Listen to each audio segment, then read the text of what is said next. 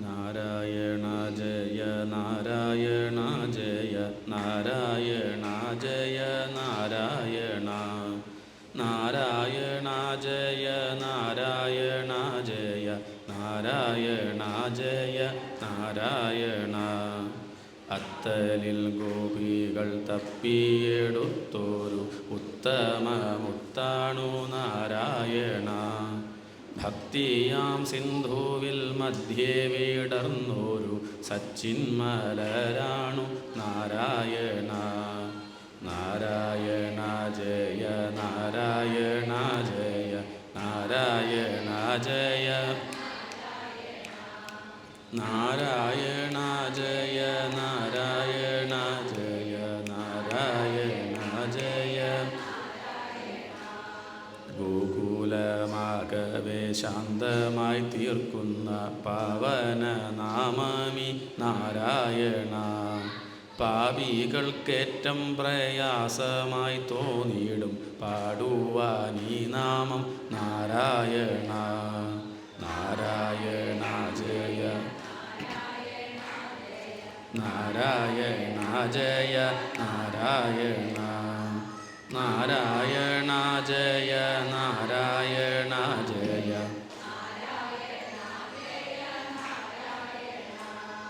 നാമറിയാതെ ഈ നാവിൽ വന്നാൽ പിന്നെ വിട്ടുപിരിയാത്ത നാരായണ. കേൾക്കുന്ന മാത്രയിൽ എല്ലാം മറക്കുന്ന ആനന്ദഗീതമി നാരായണ. നാരായണ ജയ നാരായണ ജയ നാരായണ ജയ നാരായണ നാരായണ ജയ നാരായണ ജയ.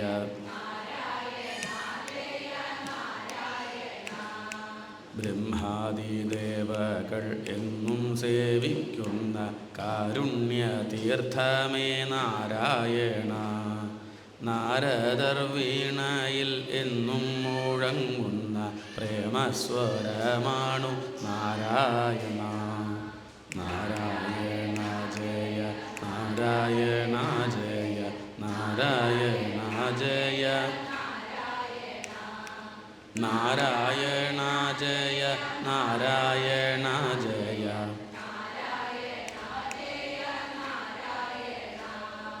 അന്നോ രാജാമീളൻ വൈകുണ്ഠമായി കണ്ട നാലക്ഷരമാണു നാരായണ.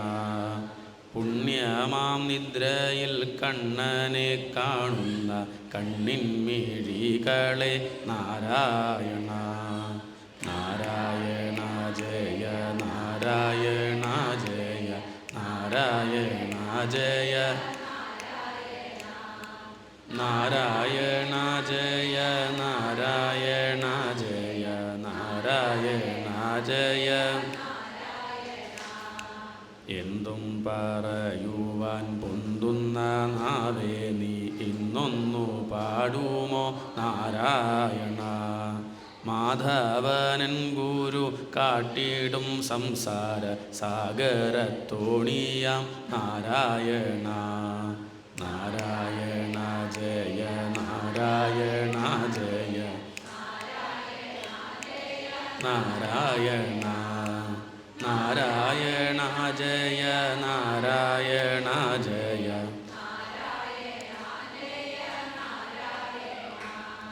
സംസാര സാഗര തീരത്തിനക്കരെ എത്തിക്കുമിത്തോണി നാരായണ. നാരായണ തവ നാമത്തിൽ മുങ്ങിടും ഞങ്ങളെ കാക്കാൻ മറന്നിടൊല്ലേ. നാരായണ ജയ നാരായണ ജയ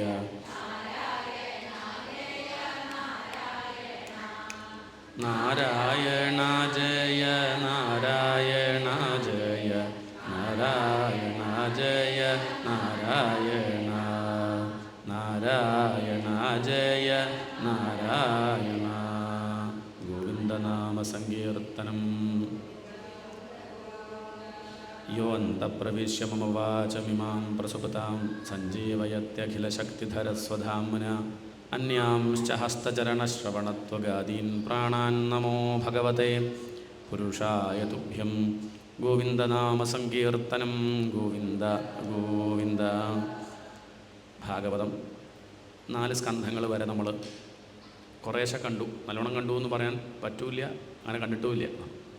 ഭാഗവതം പഠിച്ചു എന്നൊക്കെ പറഞ്ഞവരുണ്ട്. ഇല്ല, പഠിച്ചവരാരും അത് പറയില്ല. എന്ത് പഠിക്കാൻ, ഏത് വ്യാഖ്യാനം നോക്കി, എത്ര നോക്കി പഠിച്ചു കഴിഞ്ഞു എന്ന് എങ്ങനെ പറയാൻ പറ്റും? അപ്പോൾ 4 സ്കന്ധങ്ങളൊക്കെ അങ്ങനെ ഓടിച്ചോടിച്ച് അവിടെ ഇവിടെയൊക്കെ ഒന്ന് കടൽ കണ്ടു പറയണത് പോലെയാണ്. കടൽ കണ്ടു, ബീച്ചിൽ പോയി അവിടെ അങ്ങനെ നോക്കി തൊട്ടിട്ടും കൂടി ഉണ്ടാവില്ല ചിലരൊക്കെ. ഒന്ന് നോക്കി കടൽ കണ്ടു. കടൽ കണ്ടിട്ടൊന്നുമില്ല, മുഴുവനായിട്ട് കണ്ടോ, ആഴം കണ്ടോ, തൊട്ട് നോക്കിയോ, രുചിച്ചു നോക്കിയോ ഒന്നുമില്ല.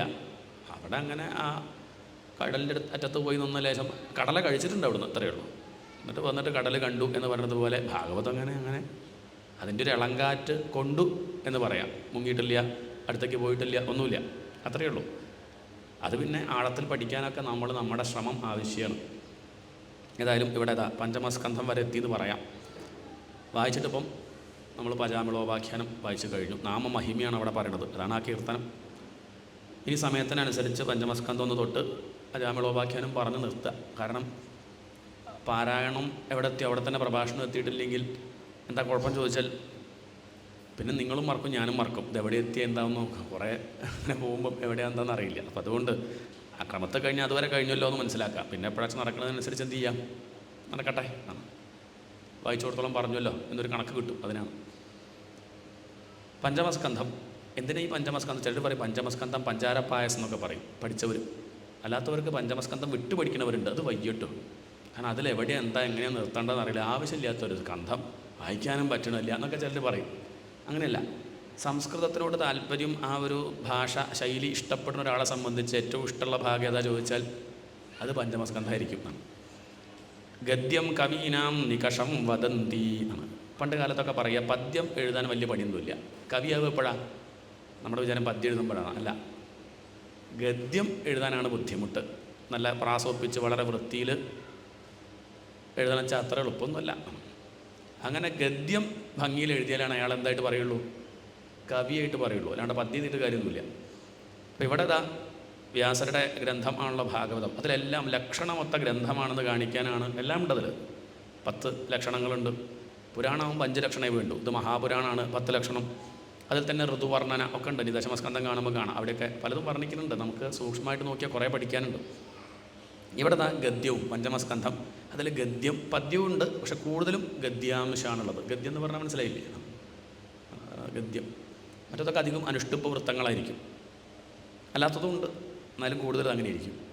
എന്തിനാ അപ്പം ഇങ്ങനെ ചോദിച്ചാൽ ആചാര്യന്മാർ പല പല വ്യാഖ്യാനങ്ങൾ പറയും. ചിലർ പറയണത് എന്താ വെച്ചാൽ വേദസാരമാണ് ഭാഗവതം. ഭാഗവതം എന്താണ്? വേദം തന്നെയാണ്.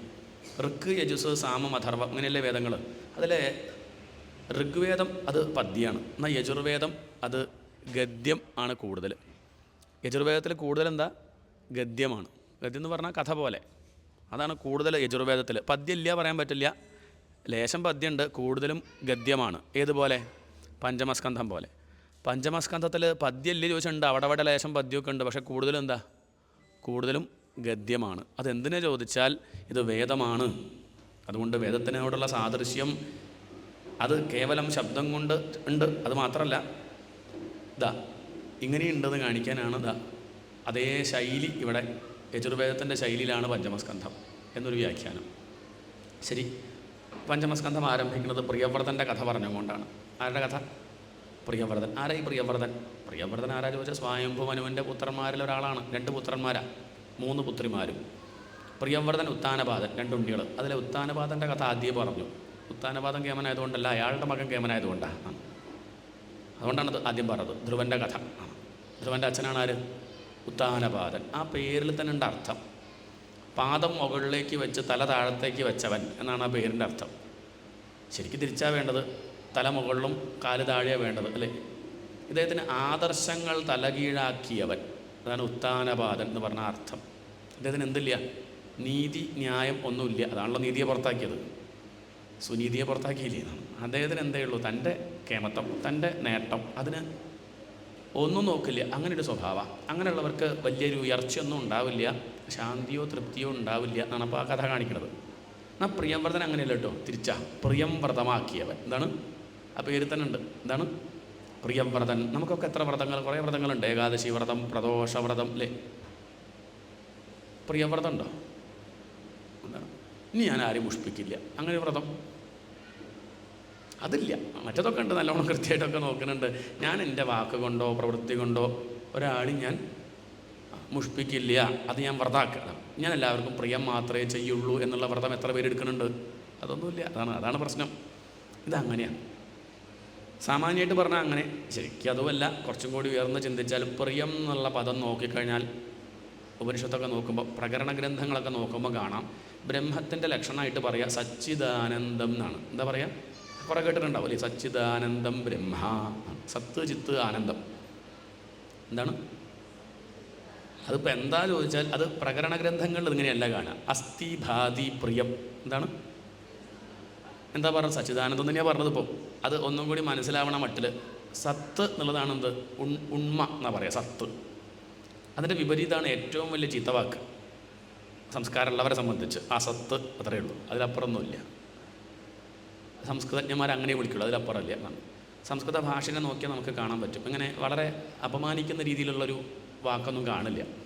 ധൃതരാഷ്ട്രരെ പറ്റി വർണ്ണിക്കുന്നുണ്ട് ഭാഗവത്തിൽ. ആ സമയത്ത് എന്താ കാണുക വെച്ചാൽ, കണ്ണ് കാണാത്ത ആളാണ്.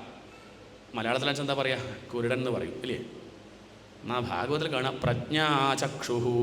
എന്താണ് പ്രജ്ഞാചക്ഷുഹു എന്ന് പറഞ്ഞാൽ ഉൾക്കണ്ണുള്ളവൻ. എന്തുള്ളവൻ? പുറമെ കണ്ണില്ല എന്ന് പറഞ്ഞത്, പക്ഷെ അത് പറഞ്ഞില്ല. എന്ത് പറഞ്ഞു? ഉൾക്കണ്ണുള്ളൂ. പ്രജ്ഞയാകുന്ന ചക്ഷുസുള്ളവൻ എന്ന് പറഞ്ഞാൽ ഈ കണ്ണില്ല എന്നർത്ഥം. അങ്ങനെ പറയുള്ളൂ. ആ പറയണതിൽ എന്തുണ്ട്? അതിലൊരു സംസ്കാരമുണ്ട്. ചിലരുടെ വർത്തമാനം കേട്ടാൽ മനസ്സിലാവും എന്ത്, എങ്ങനെയാണ് വീട്ടിൽ നിന്ന് പഠിപ്പിച്ചത്, അച്ഛനും അമ്മയൊക്കെ എങ്ങനെയാണ് എന്നൊക്കെ ഉള്ളത്. മക്കളെ വർത്തമാനം കേട്ടാൽ മനസ്സിലാവും ഇല്ലേ? ഇല്ലേ? അതാണ് ആ ഒരു സംസ്കാരം ഉണ്ട് വാക്കിൽ തന്നെ. വാക്കാണ് പ്രധാനം. വാഗ്ഭൂഷണം ഭൂഷണം. ഏറ്റവും വലിയ അലങ്കാരം എന്താ? കേയൂരാണി ന ഭൂഷയന്തി പുരുഷം ഹാരാന ചന്ദ്രോജ്വല ന സ്നാനം ന വിലേപനം ന കുസുമം നാലങ്കൃതാമൂർധജ വാണ്യേകാസമലങ്കരോതി പുരുഷം യാ സംസ്കൃതാധാര്യത്തെ ക്ഷീയന്തേ ഖലു ഭൂഷണാനി സതതം വാഗ്ഭൂഷണം ഭൂഷണം. കേയൂരാണി ന ഭൂഷയന്തി പുരുഷം. ഒരു മനുഷ്യന് ഭംഗി ഉണ്ടാവുന്നത് കേയൂരം അത് കെട്ടുമ്പോഴല്ല, ഹാര മാല ചാർത്തുമ്പോഴല്ല, ന ചന്ദ്രോജ്വല ന സ്നാനം കുളിച്ചുച്ച കേമനാവൊന്നുമില്ല, ന വിലേപനം കുറേ ചന്ദനം തേച്ചു എന്ന് കരുതിയിട്ടൊന്നും കേമനാവില്ല, ന കുസുമം തലയിലെങ്ങനെ നല്ലോണം പുഷ്പമൊക്കെ ചൂടി മുല്ലപ്പൂ ചൂടിയിട്ടൊന്നും കാര്യമില്ല, ന അലങ്കൃത മൂർധജ വാണ്യേക. ഇതൊക്കെ ഉണ്ട്. നല്ല സോപ്പ് വെച്ച് കുളിക്കും, ചന്ദനതൈലം തേക്കും, ഒക്കെ ഉണ്ട്. മുടിയൊക്കെ മാടി വൃത്തിയിൽ ഒക്കെ നടക്കും. പക്ഷെ വായ തുറന്നാൽ ഈശ്വര മിണ്ടാണ്ടിരിക്കുമ്പോൾ കുഴപ്പമില്ല കേട്ടോ. വാണ്യേകാസമലങ്കരോതി പുരുഷം. വാക്കാണൊരു മനുഷ്യൻ്റെ അലങ്കാരം. അതെങ്ങനെയുള്ള വാക്കാവണം? യാ സംസ്കൃതാധാര്യതേ. അത് സംസ്കൃതമാവണം എന്ന് പറഞ്ഞാൽ സംസ്കൃത ഭാഷ സംസാരിച്ച നന്ന്. അങ്ങനെയല്ല, സംസ്കാര സമ്പന്നമായ ഭാഷ. ചിലരോടൊക്കെ നമുക്ക് അലോഗ്യമാവാൻ കാരണം എന്താണെന്നറിയാം? അവർ പറയണതൊന്നും കുഴപ്പമുണ്ടാവില്ല, പക്ഷെ അവരുടെ ഭാഷ ശൈലി നമുക്ക് എന്താവില്ല, നമുക്ക് ദഹിക്കില്ല. അപ്പോൾ അവരോട് നമുക്ക് എന്തുണ്ടാവും? നമ്മളറിയില്ല, പക്ഷെ നമ്മളുള്ളിൽ അവരോടൊരു അകൽച്ച ഉണ്ടാവും. നമുക്കറിയാം എന്താ പറ്റി അവരങ്ങോട്ട് കാണുമ്പോൾ എന്തോ ഒരു പ്രയാസം. എന്നെ ഒന്നുമില്ല, പക്ഷെ എന്ത് പറ്റിച്ചാൽ അവരേതോ ഒരു ഭാഷ നമുക്ക് ഇഷ്ടപ്പെട്ടില്ല. അതാണ്. അതുകൊണ്ട് കരുതണം, ശ്രദ്ധിക്കണം. യാ സംസ്കൃതാധാര്യത്തെ ക്ഷീയന്തേ ഖലു ഭൂഷണാനി സതതം. മറ്റുള്ള ഭൂഷണമൊക്കെ വാടിപ്പോവും, കുറച്ച് കഴിഞ്ഞാൽ കൊഴിഞ്ഞു പോവും, അതിൻ്റെ ആ ഭംഗി നഷ്ടപ്പെടും. സ്വർണ്ണമാണെങ്കിൽ കുറച്ച് കഴിഞ്ഞാൽ എന്താവും? പിന്നെ നമ്മളൊന്ന് പോളിഷ് ചെയ്യാൻ കൊടുക്കില്ലേ? കല്യാണമൊക്കെ ആകുമ്പോൾ, പ്രധാനപ്പെട്ട ഫംഗ്ഷനൊക്കെ വരുമ്പോൾ ഒന്ന് അതിന് മങ്ങലേൽക്കും. പക്ഷേ സംസ്കാരം അങ്ങനെ പോകുന്നില്ല. അതുകൊണ്ട് കൊടുക്കേണ്ടത് എന്താ? സംസ്കാരം ആണ് കൊടുക്കേണ്ടത്. വാഗ്ഭൂഷണം ഭൂഷണം. ഒരാളുടെ അലങ്കാരം അയാളുടെ മാന്യമായ വർത്തമാനം. അപ്പം പ്രിയം, വാക്കുകൊണ്ട് പ്രിയം നൽകുക. അപ്പം അസ്ഥി എന്ന് പറഞ്ഞാൽ ഉണ്ട് എന്നർത്ഥം. ഭാതി എന്ന് പറഞ്ഞാൽ പ്രകാശിക്കുക എന്നാണ്. അതാണ് ചിത്ത്. സത്ത് എന്നുള്ളത് അസ്ഥി, ചിത്ത് എന്നുള്ളത് ഭാതി. ആനന്ദം എന്നുള്ളതാണ് പ്രിയം, ഇഷ്ടം. നമ്മളെ ഭാഷ പറഞ്ഞാൽ ഇഷ്ടം. ഒന്നും കൂടി നല്ല ഭാഷ പറഞ്ഞാൽ ആനന്ദം, സമാധാനം, ശാന്തി. അപ്പോൾ അതിൽ പ്രിയം എന്നുള്ള വാക്ക് പ്രയോഗിച്ചുകൊണ്ടാണ് ഇവിടെ പഞ്ചമസ്കന്ധം ആരംഭിക്കുന്നത്. പ്രിയവ്രതൻ്റെ കഥ. അദ്ദേഹം പ്രിയത്തെ വ്രതമാക്കിയവനാണ് എന്ന് പറഞ്ഞാൽ ആനന്ദം മാത്രം പ്രധാനമെന്ന് ജീവിതത്തിൽ ഉറപ്പിച്ച ആളാണെന്ന് പറഞ്ഞാൽ ആത്മനിഷ്ഠനാണെന്നർത്ഥം. തൻ്റെ ജീവിതം എന്തിനുള്ളതാ? ഈശ്വരനെ അറിയാൻ, അതാണ് മുഖ്യം എന്നുള്ള വിചാരമുള്ളതുകൊണ്ട് അദ്ദേഹത്തിന് എന്ത് താല്പര്യമില്ല? മറ്റ് ലോക വിഷയങ്ങളോട് താല്പര്യമില്ല. അതുകൊണ്ട് അദ്ദേഹത്തിന് കല്യാണം കഴിക്കാനും വലിയൊരു ഉത്സാഹമൊന്നുമില്ല. പക്ഷേ അച്ഛനും അമ്മയ്ക്കും മോഹമുണ്ട് ഇയാളുടെ കല്യാണം കഴിയണം എന്നാണ്. സ്വയം ബഹുമാന ശതരൂപയ്ക്കൊക്കെ മോഹമുണ്ട്. അപ്പോൾ അതുകൊണ്ട് അവർ പറഞ്ഞു നോക്കി പ്രിയവ്രതനോട് കല്യാണം കഴിക്കണമെന്ന്. പ്രിയവ്രതൻ പറഞ്ഞു, ഞാൻ ഇങ്ങനെ ഈ ഒരു മേഖലയിൽ സഞ്ചരിക്കുമ്പം എനിക്ക് കല്യാണം കഴിച്ച ചിലപ്പോൾ ഒരു പക്ഷേ എൻ്റെ ആത്മനിഷ്ഠ ചിലപ്പം പോയി പോവും. ഈശ്വരനെ ഭജിക്കാനൊന്നും കല്യാണം കഴിഞ്ഞാൽ പറ്റിക്കൊള്ളണമെന്നില്ല. അതുകൊണ്ട് അത് ബുദ്ധിമുട്ടാവില്ലേ എന്ന് കരുതി അദ്ദേഹം ആദ്യമൊന്നും കൂട്ടാക്കിയില്ല. പക്ഷെ അവസാനം കഴിക്കേണ്ടി വന്നിട്ടോ വിധി വന്ന് പറഞ്ഞു. ആര് പറഞ്ഞു? ബ്രഹ്മാവ്. വിധിയെ തടുക്കാൻ പറ്റുമോ? കല്യാണം കഴിക്കാനാണ് യോഗമെങ്കിൽ കഴിച്ചേ പറ്റൂ എന്നാണ്. അദ്ദേഹത്തിൻ്റെ പ്രാരബ്ധം കല്യാണം കഴിക്കാൻ തന്നെയായിരുന്നു. പക്ഷെ അത് അദ്ദേഹത്തെ ബാധിച്ചില്ല. കാരണം കല്യാണം കഴിച്ചു വെച്ച് ബാധിക്കുന്ന ആരെ പറഞ്ഞു? വീട് വിട്ട് പോയിച്ച് കേമനാവണമെന്നുണ്ടോ? അങ്ങനെയൊന്നുമില്ല. വീട്ടിലിരുന്ന് വെച്ചിട്ട് മോശമാവില്ല. രാമകൃഷ്ണദേവൻ കല്യാണം കഴിച്ചില്ലേ? എന്നിട്ട് എന്തേ കുഴപ്പമുണ്ടായോ? ഒരു പ്രശ്നവുമില്ല. പരമഹംസനായിട്ട് കഴിയാണ്. അപ്പോൾ കല്യാണം കഴിക്കണം അങ്ങനെയൊന്നുമില്ല. പണ്ട് ബുദ്ധൻ അദ്ദേഹം സന്യസിച്ചല്ലോ, ബോധോദയം വന്ന് അദ്ദേഹം പോയില്ലേ? വർഷങ്ങൾക്ക് ശേഷം തൻ്റെ ഭാര്യയെ കണ്ടു എന്നാണ്. അപ്പോൾ ഭാര്യ ചോദിച്ചു, അങ്ങ് ഇപ്പം വീട് വിട്ടു പോയിട്ട് എന്ത് നേടി? അങ്ങ് ഈ ഒരു സമാധാനം വീട്ടിലിരുന്നാൽ കിട്ടില്ല എന്നുണ്ടോ ചോദിച്ചു. അദ്ദേഹം പറഞ്ഞു, വീട്ടിലിരുന്നാലും കിട്ടും. എന്താണ്? വീട് വിട്ട് പോകണമെന്നൊന്നുമില്ല. ഈ ആനന്ദം വീട്ടിലിരുന്നാലും കിട്ടും. എന്നിട്ട് തന്നെ വീട് വിട്ടു പോയി. ആ ആനന്ദം വീട്ടിലിരുന്നാലും കിട്ടും എന്നറിയണമെങ്കിൽ വീട് വിട്ടു പോകണം. എന്താണ്? അതത്രയേ ഉള്ളൂ. വീട് വിട്ട് പോയപ്പോഴാണ് വീട്ടിലിരുന്നാലും കിട്ടും, എവിടെ ഇരുന്നാലും കിട്ടുമെന്ന് മനസ്സിലാവുന്നത്. അപ്പോൾ ആദ്യം നമ്മൾ ആ യാത്രയിൽ കുറച്ചുകൂടി മുന്നോട്ട് പോകുമ്പോഴാണ് കാര്യങ്ങളൊക്കെ തെളിയുക. അപ്പോൾ യാത്ര പോകാണ്ടിരുന്ന ഒന്നും തെളിയില്ല. ഒക്കെ മനസ്സിലാക്കിയ ആളെ സംബന്ധിച്ച് എവിടെ ഇരുന്നാലും കുഴപ്പമില്ല. ബസ് സ്റ്റാൻഡിലിരുന്നാലും കുഴപ്പമില്ല, അമ്പലത്തിലിരുന്നാലും കുഴപ്പമില്ല, വീട്ടിലിരുന്നാലും കുഴപ്പമില്ല, യുദ്ധക്കളത്തിലിരുന്നാലും പ്രശ്നമില്ല. പക്ഷെ ആദ്യപടിയിൽ അത് പറ്റുമോ? ഭാഗവതം വായിക്കുക, ബസ് സ്റ്റോപ്പിൽ ഇരുന്നിട്ടാവാം, ബസ് സ്റ്റാൻഡിൽ ഇരുന്നിട്ട് അത് പറ്റില്ല, പ്രയാസമാവും. അതിന് ഇന്ന സ്ഥലമൊക്കെ വേണമെന്നൊക്കെ തോന്നും ആദ്യപടിയിൽ. അപ്പം അതുകൊണ്ട് ഇദ്ദേഹം വിവാഹം കഴിക്കണില്ല എന്നൊക്കെ പറഞ്ഞെങ്കിലും അദ്ദേഹത്തിന് കഴിക്കേണ്ടി വന്നു. അത് അദ്ദേഹത്തിൻ്റെ ജീവിതത്തിൽ തടസ്സമൊന്നായില്ല. നമ്മൾക്കിപ്പം ലൗകികമായിട്ടുള്ള വിഷയങ്ങളിൽ ഇടപെടണം, തെറ്റൊന്നുമില്ല. അത് ശ്രദ്ധിച്ചാൽ മതി. എങ്ങനെ മതി? അത് തൻ്റെ ആധ്യാത്മിക കാര്യങ്ങൾക്ക് തടസ്സമല്ലാതെ നോക്കിയാൽ മതി. എന്താണ്? അത്രയേ ഉള്ളൂ. കല്യാണം കഴിച്ചു, ഭാര്യ തൻ്റെ ആധ്യാത്മിക മേഖലയിൽ അല്ലെ ആ വിഷയത്തിൽ തടസ്സമല്ലാണ്ടിരുന്നാൽ മതി. പോരെ? കുട്ടി ഉണ്ടായി, ഒരു കുഴപ്പമില്ല. അത് തൻ്റെ ഈ ഒരു സാധനയ്ക്ക് തടസ്സമല്ലാണ്ടിരുന്നാൽ പോരെ? അത്രയേ വേണ്ടൂ. ചിലർക്കൊക്കെ അനുകൂലമായവരും ഉണ്ടാവും. ആ ആധ്യാത്മികത്തിൽ മുന്നോട്ട് പോകാൻ സഹായമായിട്ട് രാമകൃഷ്ണദേവനൊക്കെ അങ്ങനെയാണ്. ശാരദ അമ്മ അദ്ദേഹത്തിൻ്റെ ആ ഒരു ഉത്സാഹത്തിന് സഹായം കൊണ്ട് കൂടെ ഉണ്ടായി. അതുകൊണ്ട് ഇതൊന്നും വിഷയമല്ല. ഒരു ഗൃഹസ്ഥനും ഈശ്വരനെ എളുപ്പത്തിൽ കിട്ടും എന്ന് കാണിക്കുകയാണ്. കാവ്യ മുക്കണമെന്നൊന്നുമില്ല. മനസ്സ് കാവ്യ മുക്കിയാൽ മതി. എന്ത് മതി? മുണ്ട് മുക്കിയില്ലെങ്കിലും സാരമില്ല. മനസ്സൊന്ന് മുക്കിയാൽ എവിടെ ഇരുന്നാലും കുഴപ്പമില്ല എന്ന് കാണിക്കാനാണ് ഈ കഥ. എന്തായാലും അദ്ദേഹം അങ്ങനെ അവസാനം ബർഹിഷ്മതിയെ വിവാഹം കഴിച്ചു. ബർഹിഷ്മതി എന്നാണ് ഭാര്യയുടെ പേര്. കല്യാണം കഴിച്ച് കുട്ടികളൊക്കെ ഉണ്ടായി. ആ ഉണ്ണികൾക്കൊക്കെ അഗ്നിയുടെ പേരായിട്ടത്. അഗ്നി പറഞ്ഞാൽ വെളിച്ചം, ജ്ഞാനം എന്നൊക്കെയാണ് അർത്ഥം. ഇയാൾ നിന്നുണ്ടാവുന്നത് പിന്നെ മക്കൾ പിന്നെ മോശക്കാരാകും. പ്രിയം വ്രതമാക്കിയ ആളുടെ കുട്ടി എന്ന് പറയുമ്പോൾ അതുപോലെ തന്നെയാവുമല്ലോ. അവർക്കൊക്കെ അഗ്നിയുടെ പേരിട്ടു. ആഗ്നിധൻ എന്നാണ് മൂത്ത മകൻ്റെ പേര്. ഊർജ്ജസ്വതി എന്ന് പറയായിട്ടുള്ളൊരു കുട്ടി ഉണ്ടായിട്ടുണ്ട് അദ്ദേഹത്തിന്. കുറച്ച് കഴിഞ്ഞ് അദ്ദേഹം വീണ്ടും ഒരു കല്യാണം കൂടി കഴിക്കേണ്ടി വന്നു അദ്ദേഹത്തിന്. അങ്ങനെ കഴിച്ചു. അതിലുണ്ടായി 3 മക്കൾ. അവരും കേമന്മാരായി മാറി. അവരുടെ പേരാണ് ഉത്തമൻ, താമസൻ, രൈവതൻ. അവർ മന്വന്തരാധിപതികളായി. അതിലിനി താമസ മന്വന്തരത്തെ പറ്റിയൊക്കെ പറയും. അപ്പോഴാണ് ഗജേന്ദ്രന് മോക്ഷം കൊടുത്ത കഥയൊക്കെ. അതൊക്കെ അഷ്ടമസ്കന്ധത്തിൽ കേൾക്കാമെന്നും പറഞ്ഞു. പ്രിയം വ്രതമാക്കി അദ്ദേഹം അങ്ങനെ സഞ്ചരിച്ചു. ഇതാണ് അദ്ദേഹത്തിൻ്റെ കഥ. പിന്നെ മൂത്ത മകൻ അഗ്നിധരൻ്റെ കഥയാണ് പറയുന്നത്. അച്ഛനെ പോലെ തന്നെ വിവാഹമൊന്നും വേണ്ട എന്ന് വിചാരിച്ച് നടന്നു.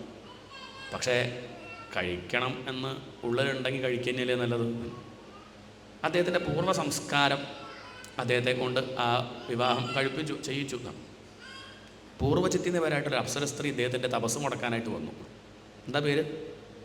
പൂർവ്വചിത്തി എന്ന് പറഞ്ഞാൽ പൂർവ്വ സംസ്കാരം. നമ്മളൊക്കെ പെരുമാറുന്നത് വരുമ്പം തന്നെ നമ്മളുടെയൊക്കെ സ്വഭാവ ലേശം ഇല്ലേ? ഒഴിഞ്ഞ കടലാസായിട്ട് വരിക ഉണ്ടോ? അല്ല. കുറച്ച് എഴുതിയിട്ടുണ്ട്, ഇനി വേണമെങ്കിൽ എഴുതി ചേർക്കാം. എഴുതിയത് നമുക്കിപ്പോൾ ഒന്നും ചെയ്യാൻ പറ്റില്ല. എഴുതി ചേർക്കുന്നത് നല്ലതാക്കാം, അത്രയേ ഉള്ളൂ. ചില കുട്ടികളൊക്കെ ജന്മനാ തന്നെ അപകടക്കാരായിട്ട് കാണാം. അതെന്താ ചോദിച്ചാൽ കഴിഞ്ഞതിൻ്റെ ബാക്കിയാണ്, പൂർവ്വജന്മത്തിൽ ആർജിച്ചതിൻ്റെ ബാക്കി. ചിലർ ജന്മനാ തന്നെ നല്ല അങ്ങനെ കാണാറില്ലേ? അസലായിട്ട് പാടുക. എത്രയോ കാലത്തെ ശാസ്ത്രീയമായിട്ട് പഠിച്ചാൽ ഒരാളെങ്ങനെ പാടാൻ പറ്റും? അതിനേക്കാൾ കേമായിട്ട് 2-2.5 വയസ്സിൽ 3 വയസ്സാകുമ്പോഴേക്കും അങ്ങനെ പാടുന്നുണ്ടെങ്കിൽ എന്താ അർത്ഥം? ഇത് എവിടുന്ന് പഠിച്ചു? മനസ്സിലാക്കണം. ഒഴിഞ്ഞ കടലാസോട് കൂടി ആരും വരണില്ല. കുറച്ചൊക്കെ ഉള്ളിലുണ്ട്. പിന്നെന്ത് ചെയ്യണം? അത് നീ ശരിയാക്കാൻ പറ്റും. ശരിയാക്കാൻ പറ്റില്ല വിചാരിക്കത്തുള്ളൂ. ചിലരുടെ വിചാരം എന്താ? ചിലതെന്ത് ചെയ്യാൻ പറ്റില്ല, ഒക്കെ വരച്ചതാ, അങ്ങനെയൊന്നുമില്ല. എന്നാൽ പിന്നെ ഇതിൻ്റെ ആവശ്യമില്ല, മടക്കി വയ്ക്കുക. എന്തിനാ ഭാഗവതം? എന്തിനാ നമ്മൾ നേരെയാവും പോകണം? ഒക്കെ വരച്ചു, എന്നാൽ നടക്കട്ടെ വെച്ചാൽ പോരെ. അങ്ങനെയില്ല, നമ്മളുടെ അധ്വാനമുണ്ട്. കുറച്ച് എഴുതിയിട്ടുണ്ട്, അത് നടക്കും. ഇനി നമ്മൾ എന്ത് ചെയ്യണം? നല്ലത് എഴുതി ചേർത്ത് ഭംഗിയിൽ ഈ ജീവിതം മുന്നോട്ട് നയിക്കുക വേണ്ടത്. അതല്ലെങ്കിൽ ഉപദേശത്തിൻ്റെ ആവശ്യമില്ല, ഗുരുനാഥൻ്റെ പ്രസക്തി ഇല്ല, ഒന്നും ആവശ്യമില്ല എന്നാണ്. അത് മനസ്സിലാക്കണം. ഇവിടെ എന്തേ പറ്റിച്ചാൽ കുറച്ച് തലവരുണ്ട്. പൂർവ്വജത്തിൽ നിന്ന് വരായിട്ടുള്ള ഒരു അപ്സര സ്ത്രീ എന്ന് പറഞ്ഞാൽ പൂർവ്വ സംസ്കാരം എന്ന അർത്ഥം. അത് മനസ്സിൽ വന്ന് കളിച്ച അവസാനം അദ്ദേഹം കല്യാണം കഴിച്ചു. അപ്സര സ്ത്രീയെ കണ്ടു, അദ്ദേഹം തപസ് നിർത്തി. നിർത്താൻ പാടില്ല, ഇത് മുന്നോട്ട് പോയാൽ മതി, പക്ഷേ അതിനുള്ള ശക്തിയില്ല. നിർത്തി. അങ്ങനെ അവളെ വിവാഹം കഴിച്ചു. അവളുടെ നാട്ടിലേക്ക് അങ്ങോട്ട് പോയി. ഒരു ഉണ്ണി ഉണ്ടായി അദ്ദേഹത്തിന്. നാഭി എന്നാണ് പേര്. എന്താ പേര്? നാഭി. അദ്ദേഹം കുറച്ചു കാലം ഇവിടെ രാജ്യം ഭരിച്ചപ്പം ഈ രാജ്യത്തിന് അജനാഭം എന്നൊരു പേരുണ്ടായിരുന്നു. പിന്നെ അദ്ദേഹത്തിൻ്റെ മകൻ ഋഷഭൻ്റെ മൂത്ത മകൻ ഭരതം ഭരിച്ചപ്പം അജനാഭം എന്തായി മാറി? അയാളുടെ കേമത്തായപ്പോൾ പിന്നെ ഭാരതം എന്നായി മാറി. എനിക്കാണ് ഈ ഭാരതത്തിൻ്റെ പ്രത്യേകത. അതിൽ നാഭി മക്കളൊന്നും ഇല്ലാണ്ട് അങ്ങനെ ഇരിക്കുമ്പോൾ അദ്ദേഹത്തിന് തോന്നി, ഉണ്ടാവുക വെച്ചാൽ ഭഗവാനെ പോലൊരു കുട്ടി വേണം.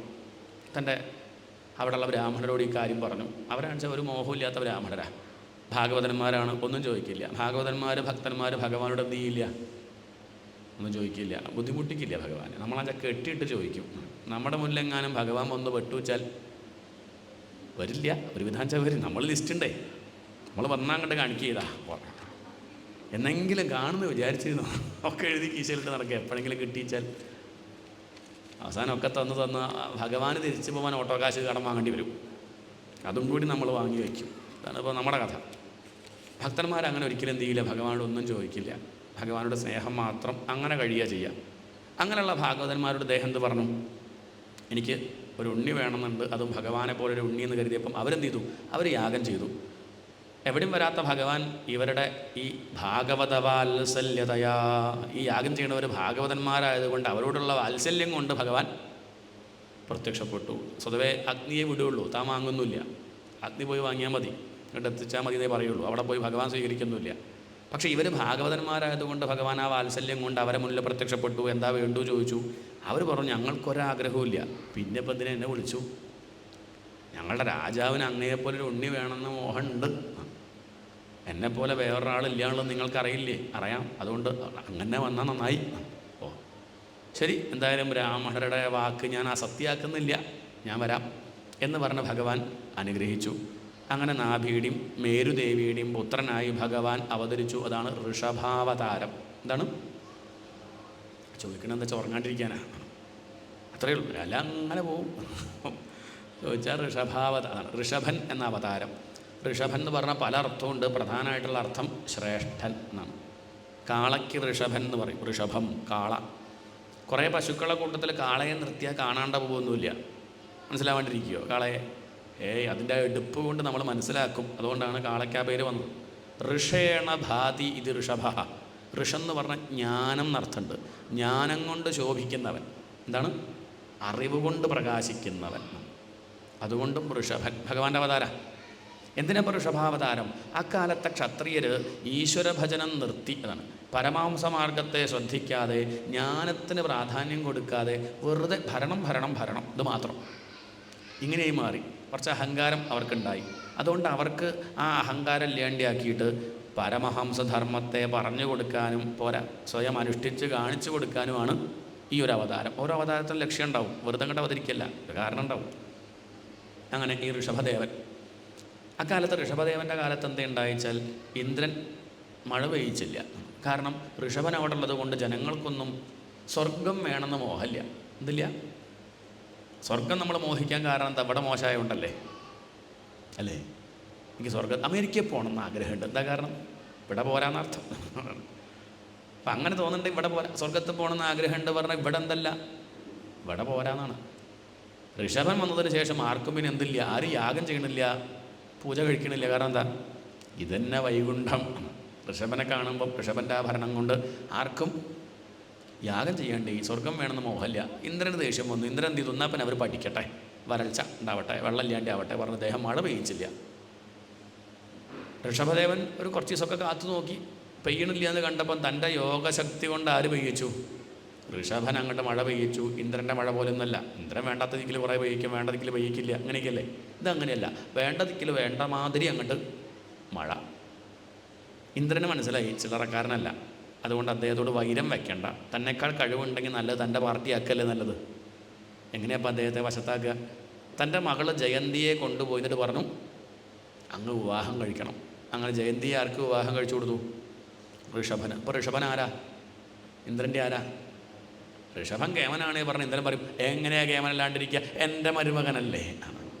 ശരി, തൻ്റെ ആയല്ല. ഇങ്ങനെ ആ ഒരു ബന്ധം സ്ഥാപിച്ചു.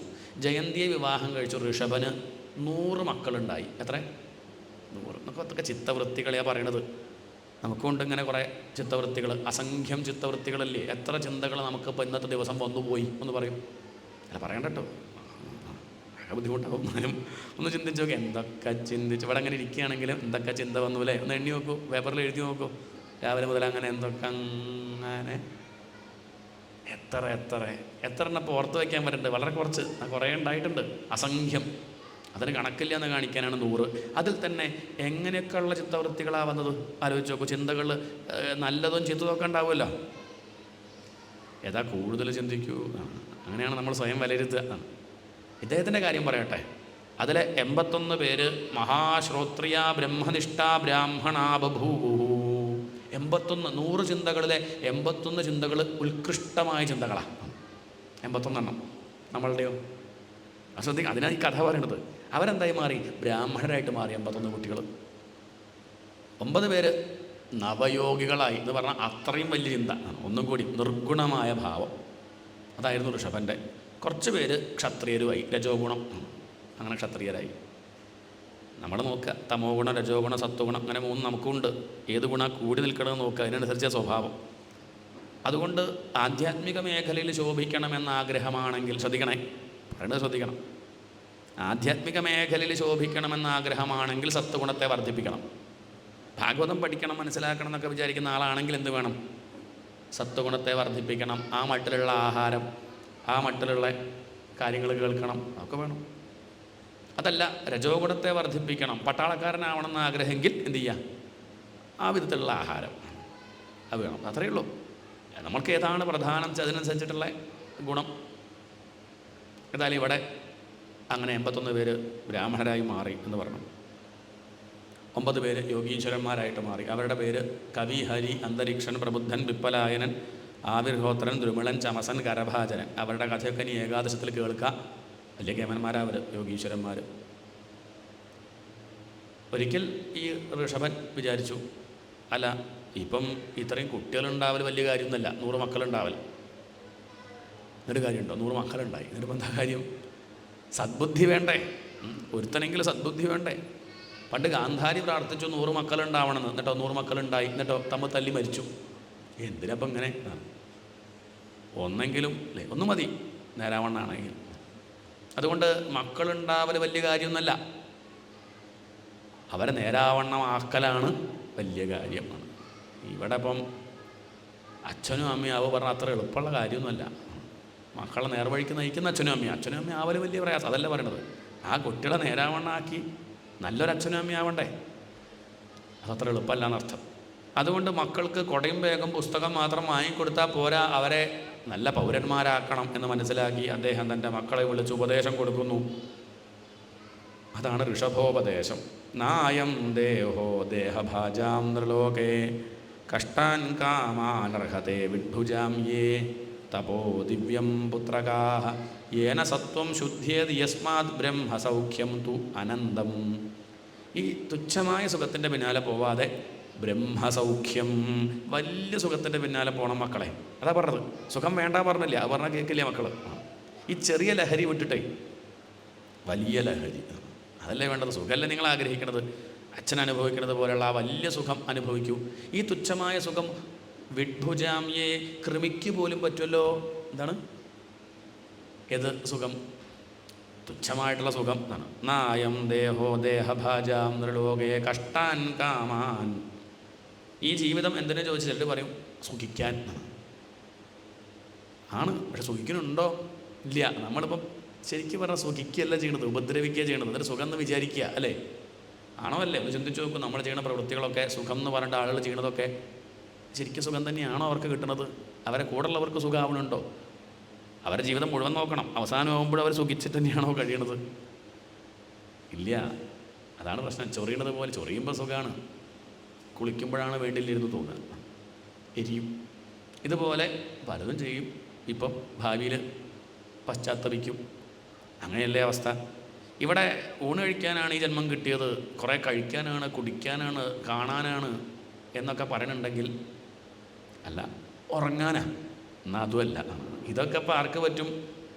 വിഡ്ഭുജാം യേ.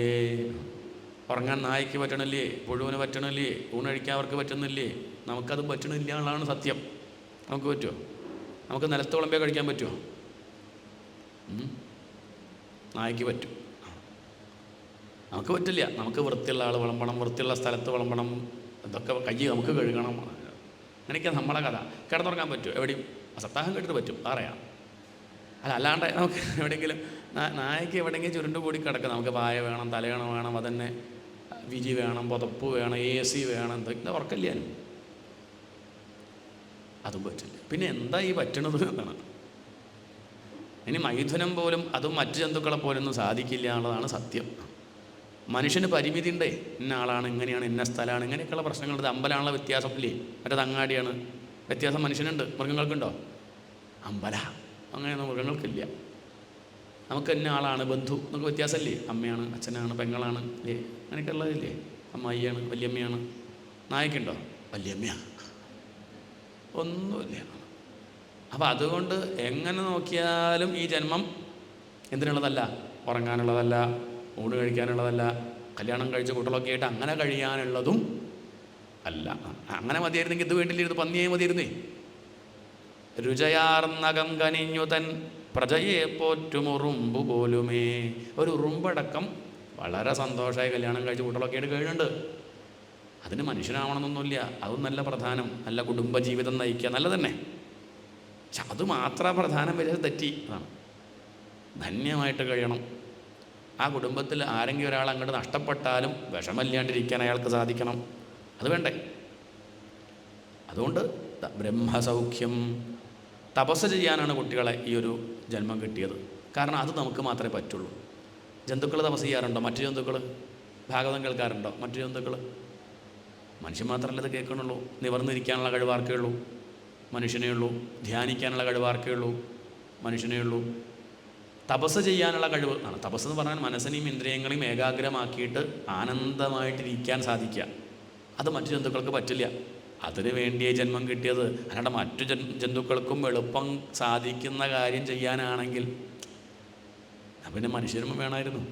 അതുകൊണ്ട് കല്യാണം കഴിക്കണ്ടെന്നല്ല പറഞ്ഞത്, കിടന്നുറങ്ങണ്ടെന്നല്ല പറഞ്ഞത്, ഒക്കെ വേണം. പക്ഷെ കൂടുതലും വേണ്ടത് എന്താ? മനുഷ്യന് മാത്രം സാധിക്കുന്ന കർമ്മം ആണ് കൂടുതലും ചെയ്യേണ്ടത്. അതെന്താ? അത് ഈശ്വരധ്യാനം, ആത്മവിചാരം. തപോദിവ്യം പുത്രകാഹ. അല്ലയോ കുട്ടികളെ, ദിവ്യമായ തപസ് ചെയ്യൂ. അങ്ങനെയാണെങ്കിലോ സത്വം ശുദ്ധിയേത്. നമ്മളെ കൊടുക്കുന്ന ഈ മനസ്സുണ്ടല്ലോ, അത് വിട്ടുപോയിക്കോളും നമ്മളെ. ഈ മനസ്സ് ശുദ്ധമാവും, അതങ്ങോട്ട് മാറിത്തരും. അങ്ങനെയാണെങ്കിലോ ബ്രഹ്മസൗഖ്യം നിങ്ങൾക്ക് അനുഭവിക്കാൻ പറ്റും. എന്ത്? ബ്രഹ്മസൗഖ്യം തു അനന്തം. അതിന് അവസാനമില്ല. ഇപ്പം നമ്മൾ അനുഭവിക്കുന്ന സുഖത്തിനൊക്കെ എന്തുണ്ട്? അവസാനമല്ലേ? മടുപ്പ് വരില്ലേ? എന്നും സുഖമായിട്ടിരിക്കാൻ പറ്റുമോ? ഇപ്പോൾ ഉള്ള ഏത് സുഖമാണെങ്കിലും എന്തുണ്ട്? അതിൻ്റെ അളവ് കുറഞ്ഞ് വരല്ലേ. പണ്ട് വലിയ സുഖം, ഇപ്പം അത്ര ഇല്ല. പണ്ട് പായസം കഴിക്കുമ്പോൾ നല്ല സുഖമായി. ആദ്യത്തെ ക്ലാസ് വലിയ കുഴപ്പമില്ല. രണ്ടാമത്തെ ക്ലാസ് കുടിച്ചപ്പോൾ ലേശം ഒന്ന് കുറഞ്ഞു ഇല്ലേ? മൂന്നാമത്തെ ക്ലാസ് ആയപ്പോൾ ഒന്നുകൂടി കുറഞ്ഞു. 10 ക്ലാസ് കുടിച്ചപ്പോൾ പിന്നെ കുടിക്കാൻ വയ്യ. അതിനോട് ഇങ്ങോട്ട് അത് മതിയാവുന്നുണ്ട്, അല്ലെങ്കിൽ അതിനോടൊരു വ്യത്യാസമുണ്ട്. പ്രിയം എപ്പോഴും ഇല്ല. എന്നാൽ ഇത് നിൽക്കില്ല, അങ്ങനെ അനുഭവിക്കണം. അതിന് തടസ്സമില്ല, അതൊരിക്കലും കഴിയില്ല. അനന്തം, അന്തമില്ല. അന്തമില്ലാത്ത ആനന്ദം അനുഭവിക്കാൻ സാധിക്കും തപസ്സിലൂടെ. അതിന് ശ്രമിക്കൂ. അതിനുള്ള വഴി അച്ഛൻ പറഞ്ഞു തരാം. മഹത് സേവാം, മഹാത്മാക്കളെ സേവിക്കുക. ദ്വാരമാഹുർവിമുക്തേഹേ. മതി, മുക്തിക്കുള്ള ദ്വാരം മഹാത്മാക്കളെ സേവിക്കല. അവരുടെ കൂടെ അങ്ങനെ ഇരിക്കുക. ചിലപ്പോൾ അവരൊന്നും മിണ്ടിക്കൊള്ളുന്നില്ല, വേണ്ടാന്ന്. അവരെ സമ്പർക്കം ഉണ്ടായാൽ മതി, അവരെ സാന്നിധ്യം ഉണ്ടായാൽ മതി. മഹത് സേവാം ദ്വാരമാഹുർവിമുക്തേഹേ. അല്ല, അവരെന്തെങ്കിലും പറഞ്ഞാൽ മനസ്സിലാക്കാനുള്ള കഴിവയ്ക്കില്ല, വേണ്ടാന്ന്. അവരെ കൂടെ ഇങ്ങനെ സഞ്ചരിക്കുക. അവർ പറഞ്ഞത് മനസ്സിലാവില്ല, പ്രഭാഷണം കേട്ടാൽ ഉറങ്ങിപ്പോവും, കുഴപ്പമില്ലെന്ന്. എന്നാലും എന്ത് ചെയ്യണം? കേൾക്കണം, അവിടെ വന്നിരിക്കണം. മഹത് സേവാം ദ്വാരമാഹുർവിമുക്തേഹേ. മുക്തിക്കുള്ള ദ്വാരം അതാണ്.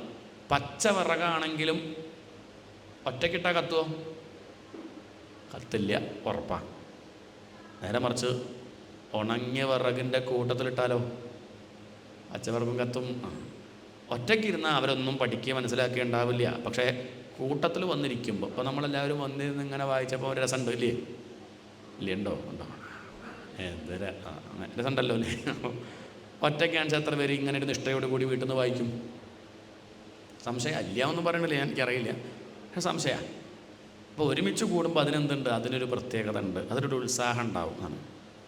വാഴപ്പിണ്ടിയാണെങ്കിലും ചിലപ്പോൾ ഒരു പക്ഷേ ഉണങ്ങിയ വർഗൻ്റെ കൂട്ടത്തിലിട്ടാൽ കത്തി കിട്ടും. നമുക്ക് പ്രത്യേകിച്ച് കാര്യമൊന്നുമില്ലെങ്കിലും യോഗ്യത ഇല്ലെങ്കിലും സജ്ജനങ്ങളുടെ കൂടെ നിന്നാൽ അങ്ങോട്ട് രക്ഷപ്പെടും. അത്രയേ ഉള്ളൂ. മഹത് സേവാം ദ്വാരമാഹുഹു. അതുകൊണ്ട് നേരെയാവാനുള്ള വഴി മഹത് സേവ.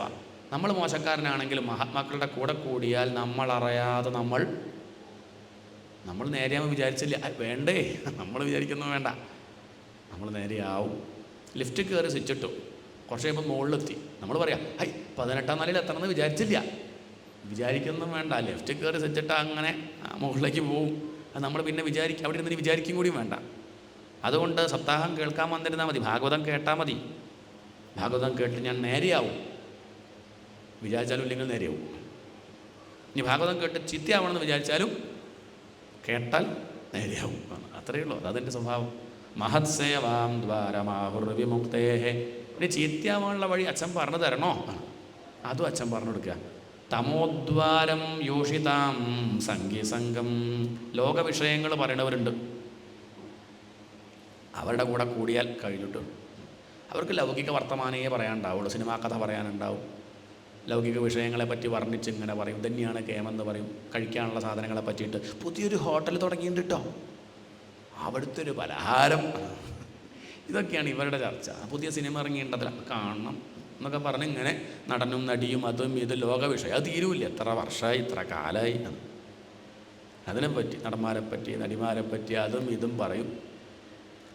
അത് കേൾക്കുന്തോറും എന്ത് സംഭവിക്കും? മനസ്സിങ്ങനെ ഇടുങ്ങി ഇടുങ്ങി ഇടുങ്ങി ഇങ്ങനെ കലുഷമാവണത് അറിയില്ല. യോഷിതാം സംഗീസംഗം. അതുകൊണ്ട് അവരായിട്ട് കൂടിയാൽ പടുകുഴി പോയി ചാടും. എനിക്കിത് പറയാനേ പറ്റുള്ളൂ മക്കളെ. അച്ഛൻ്റെ ഇതിൽ കൂടുതൽ എന്താ ചെയ്യാൻ പറ്റുക?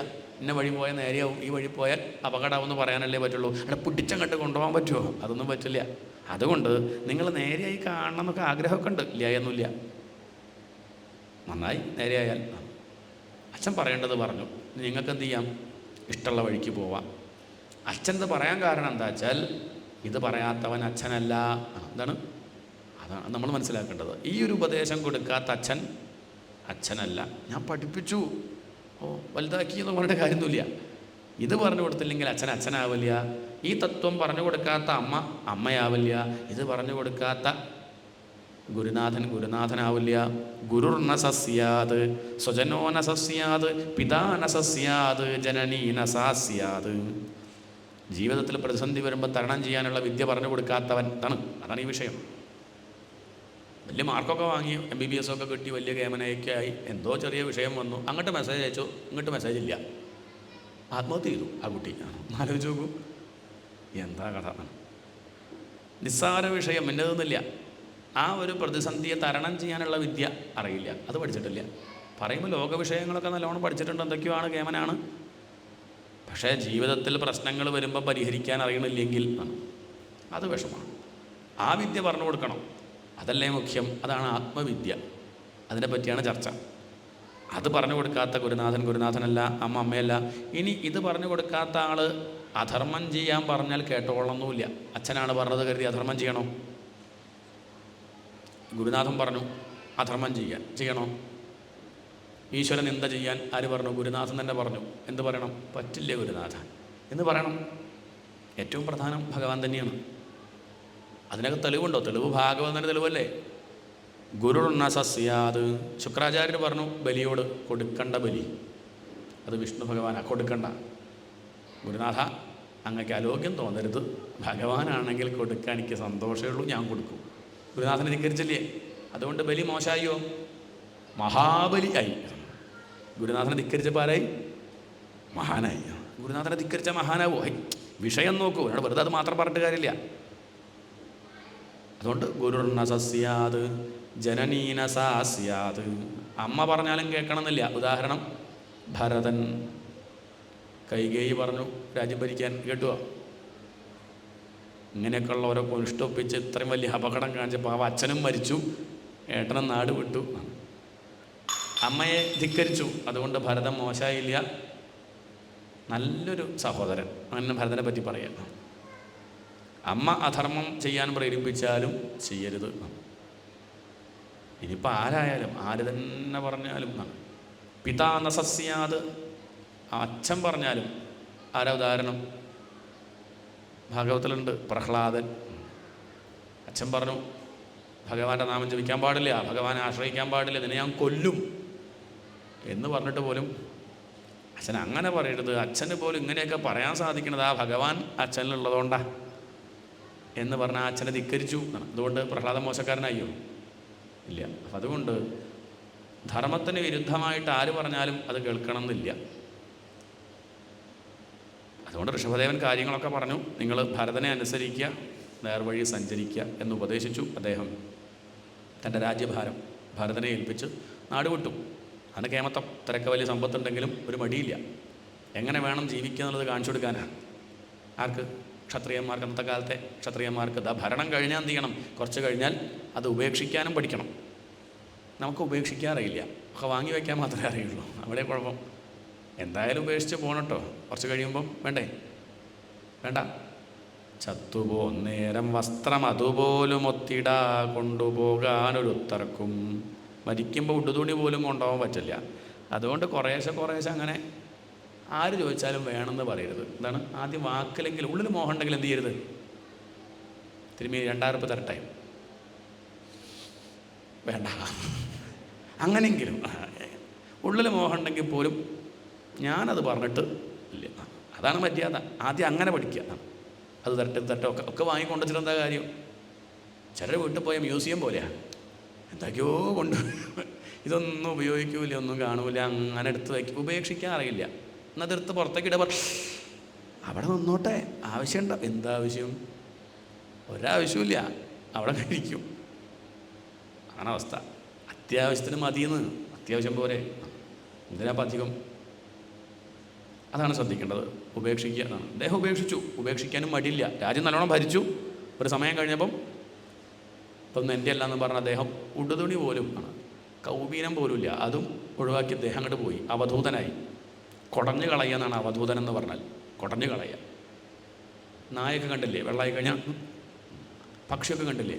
അങ്ങോട്ട് ഒന്നും അകത്ത് വയ്ക്കാൻ സമ്മതിക്കില്ല, അടുത്തേക്ക് വരുമ്പോഴേക്കും കുടയും. ഒന്ന് മേല് വീണു കണ്ട കുടയായി.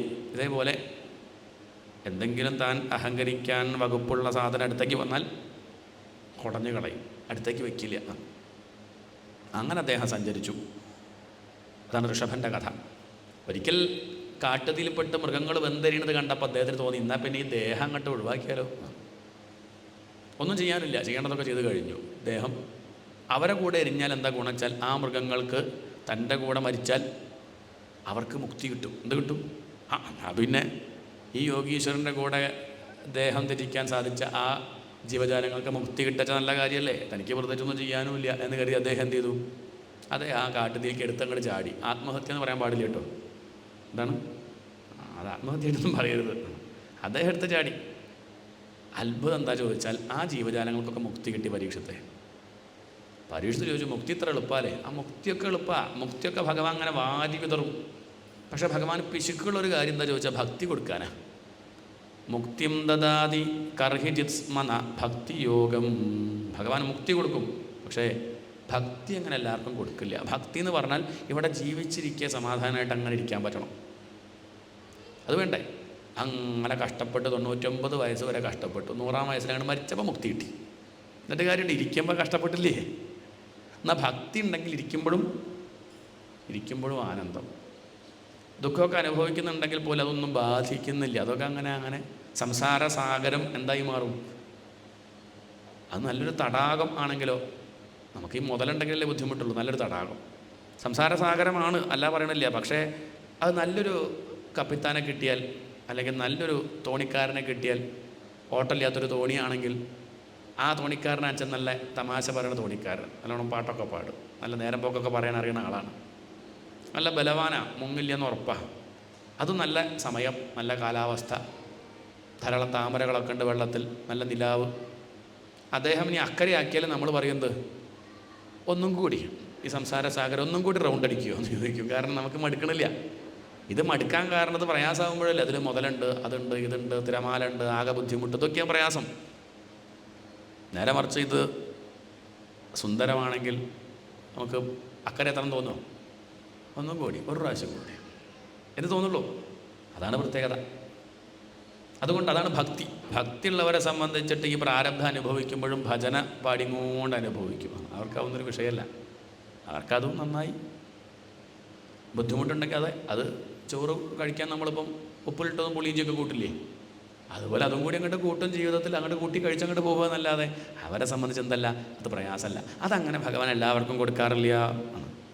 എപ്പോഴും ജീവിതത്തിൽ മുഞ്ചിച്ചിരിക്കാൻ സാധിക്കുന്നത് വളരെ കുറച്ച് പേർക്കേ ഉള്ളൂ, അല്ലേ? നമ്മളൊക്കെ എപ്പോഴാണ് ചിരിക്കാറ്? നേരത്തെ ചിരിച്ചിട്ടോ അദ്ദേഹം പറഞ്ഞപ്പോൾ സ്മൈൽ പ്ലീസ് എന്ന് പറയുമ്പം അതുവരെ നമ്മൾ ചിരിക്കില്ല. ആകെ നമ്മളോട് ചിരിക്കാൻ പറയാൻ ഫോട്ടോഗ്രാഫർ മാത്രമാണ്. ആരും ചിരിപ്പിക്കാറുമില്ല, എല്ലാവരും കരയിപ്പിക്കാറേ പതിവുള്ളൂ. അതുകൊണ്ട് ശ്രദ്ധിക്കണം എന്നർത്ഥം. ചിരിക്കുക, പുഞ്ചിരിക്കുക, സമാധാനമായിട്ടിരിക്കുക, അത് ഭക്തി ഉണ്ടെങ്കിലേ സാധിക്കുള്ളൂ. അങ്ങനെ ഒരു ഭക്തനായിരുന്നു ഭരതൻ. ഭരതസ്തു മഹാഭാഗവത. ഋഷഭൻ്റെ മൂത്തപുത്രൻ ഭരതനാണ് പിന്നെ രാജ്യം ഭരിച്ചത്. ഭക്തൻ, അച്ഛനെ പോലെ തന്നെ യോഗ്യൻ, നല്ല രീതിയിൽ രാജ്യം ഭരിച്ചു. 19 വയസ്സായപ്പോൾ എന്ത് ചെയ്തു? നിർത്തി. 50 വയസ്സ് കഴിഞ്ഞാൽ പിന്നെ എന്ത് ചെയ്യരുത്? പിന്നെ ഭരണമില്ല, ഭജനം. കാരണം എന്താ? പകുതി കഴിഞ്ഞു. എന്തിൻ്റെ പകുതി? എന്ത്? നമ്മൾ എത്ര വരെ ജീവിക്കുക ഒന്നറിയില്ല. എന്നാലൊരു കണക്ക് 100 പറയുക. ആയിക്കോട്ടെ, 100 ആണെന്നുണ്ടെങ്കിൽ അതിലൊരു 50 കഴിഞ്ഞാൽ പിന്നെ ഒരു 80 ഉള്ളൂ. കയറ്റം കഴിഞ്ഞ് ഇനി ഇറക്കല്ലേ.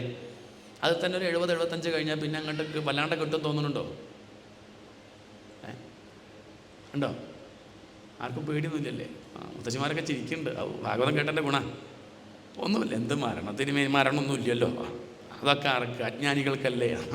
ഭാഗവതം കേട്ടാനുള്ള ഗുണം അത് ഒന്നും ബാധിക്കില്ല. ഒരു 75 കഴിഞ്ഞാൽ പിന്നെ അങ്ങോട്ട് പിന്നെ ഒരു വലിയ ഓർമ്മയൊന്നും ഉണ്ടാവില്ല. അങ്ങനെ അങ്ങോട്ട് പോകുന്നു വലിയ ഇല്ല.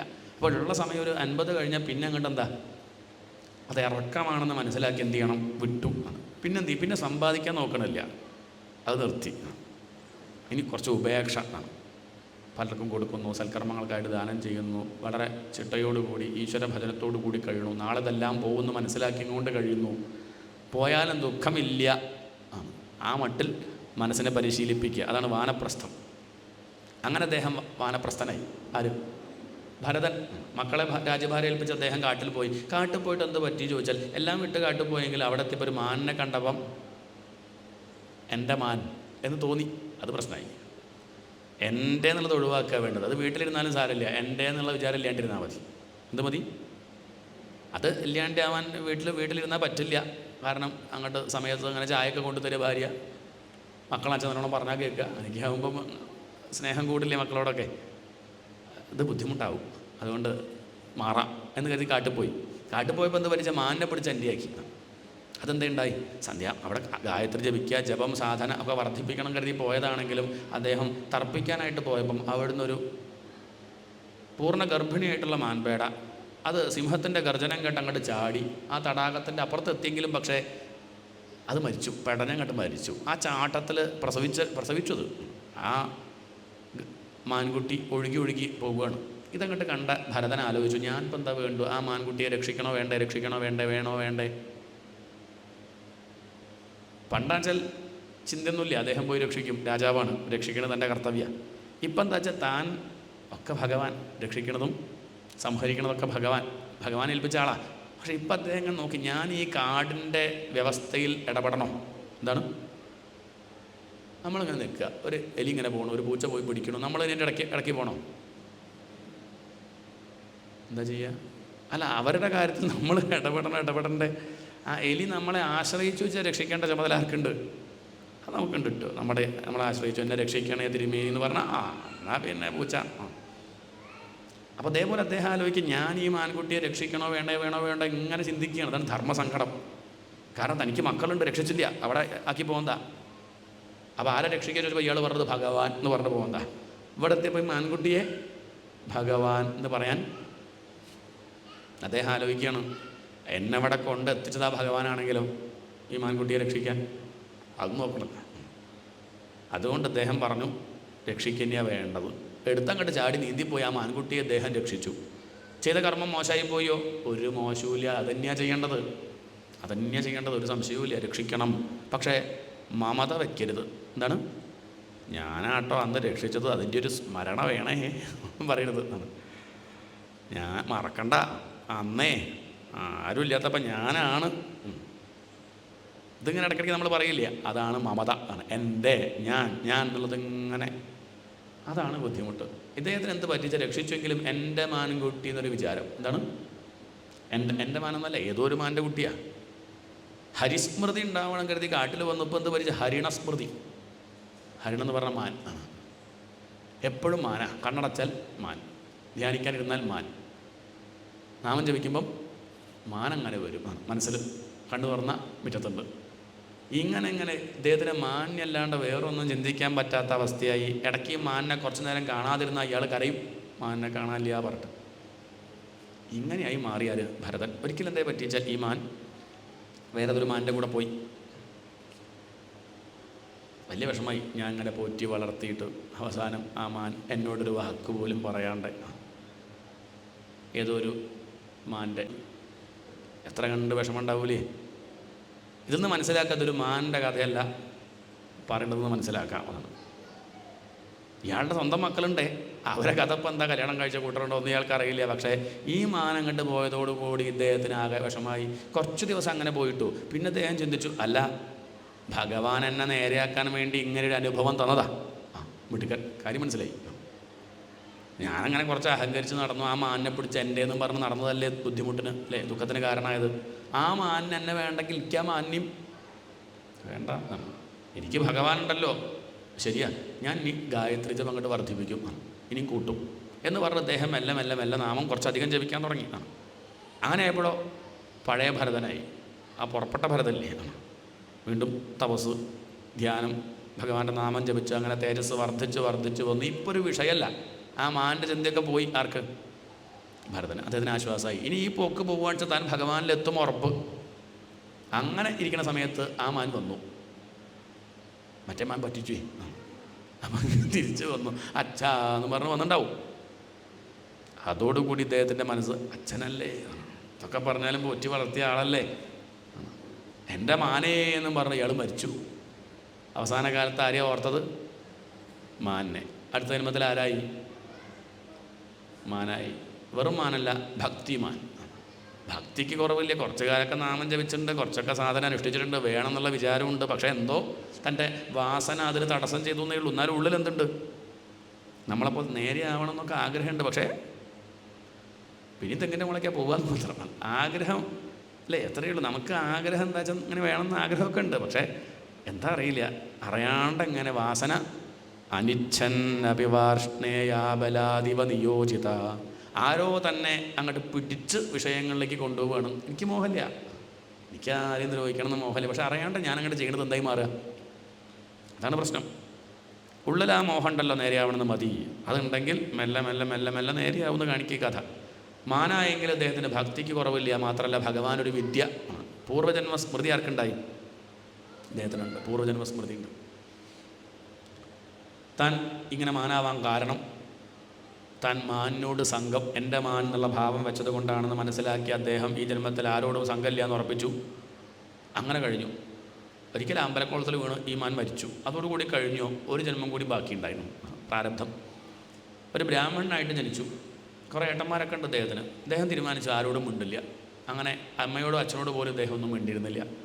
6-7 വയസ്സായി. ഉപനയനം കഴിപ്പിച്ചു, പൂണൂലടിയിച്ചു, ഗായത്രി ഉപദേശിച്ചു, മിണ്ടണില്ല.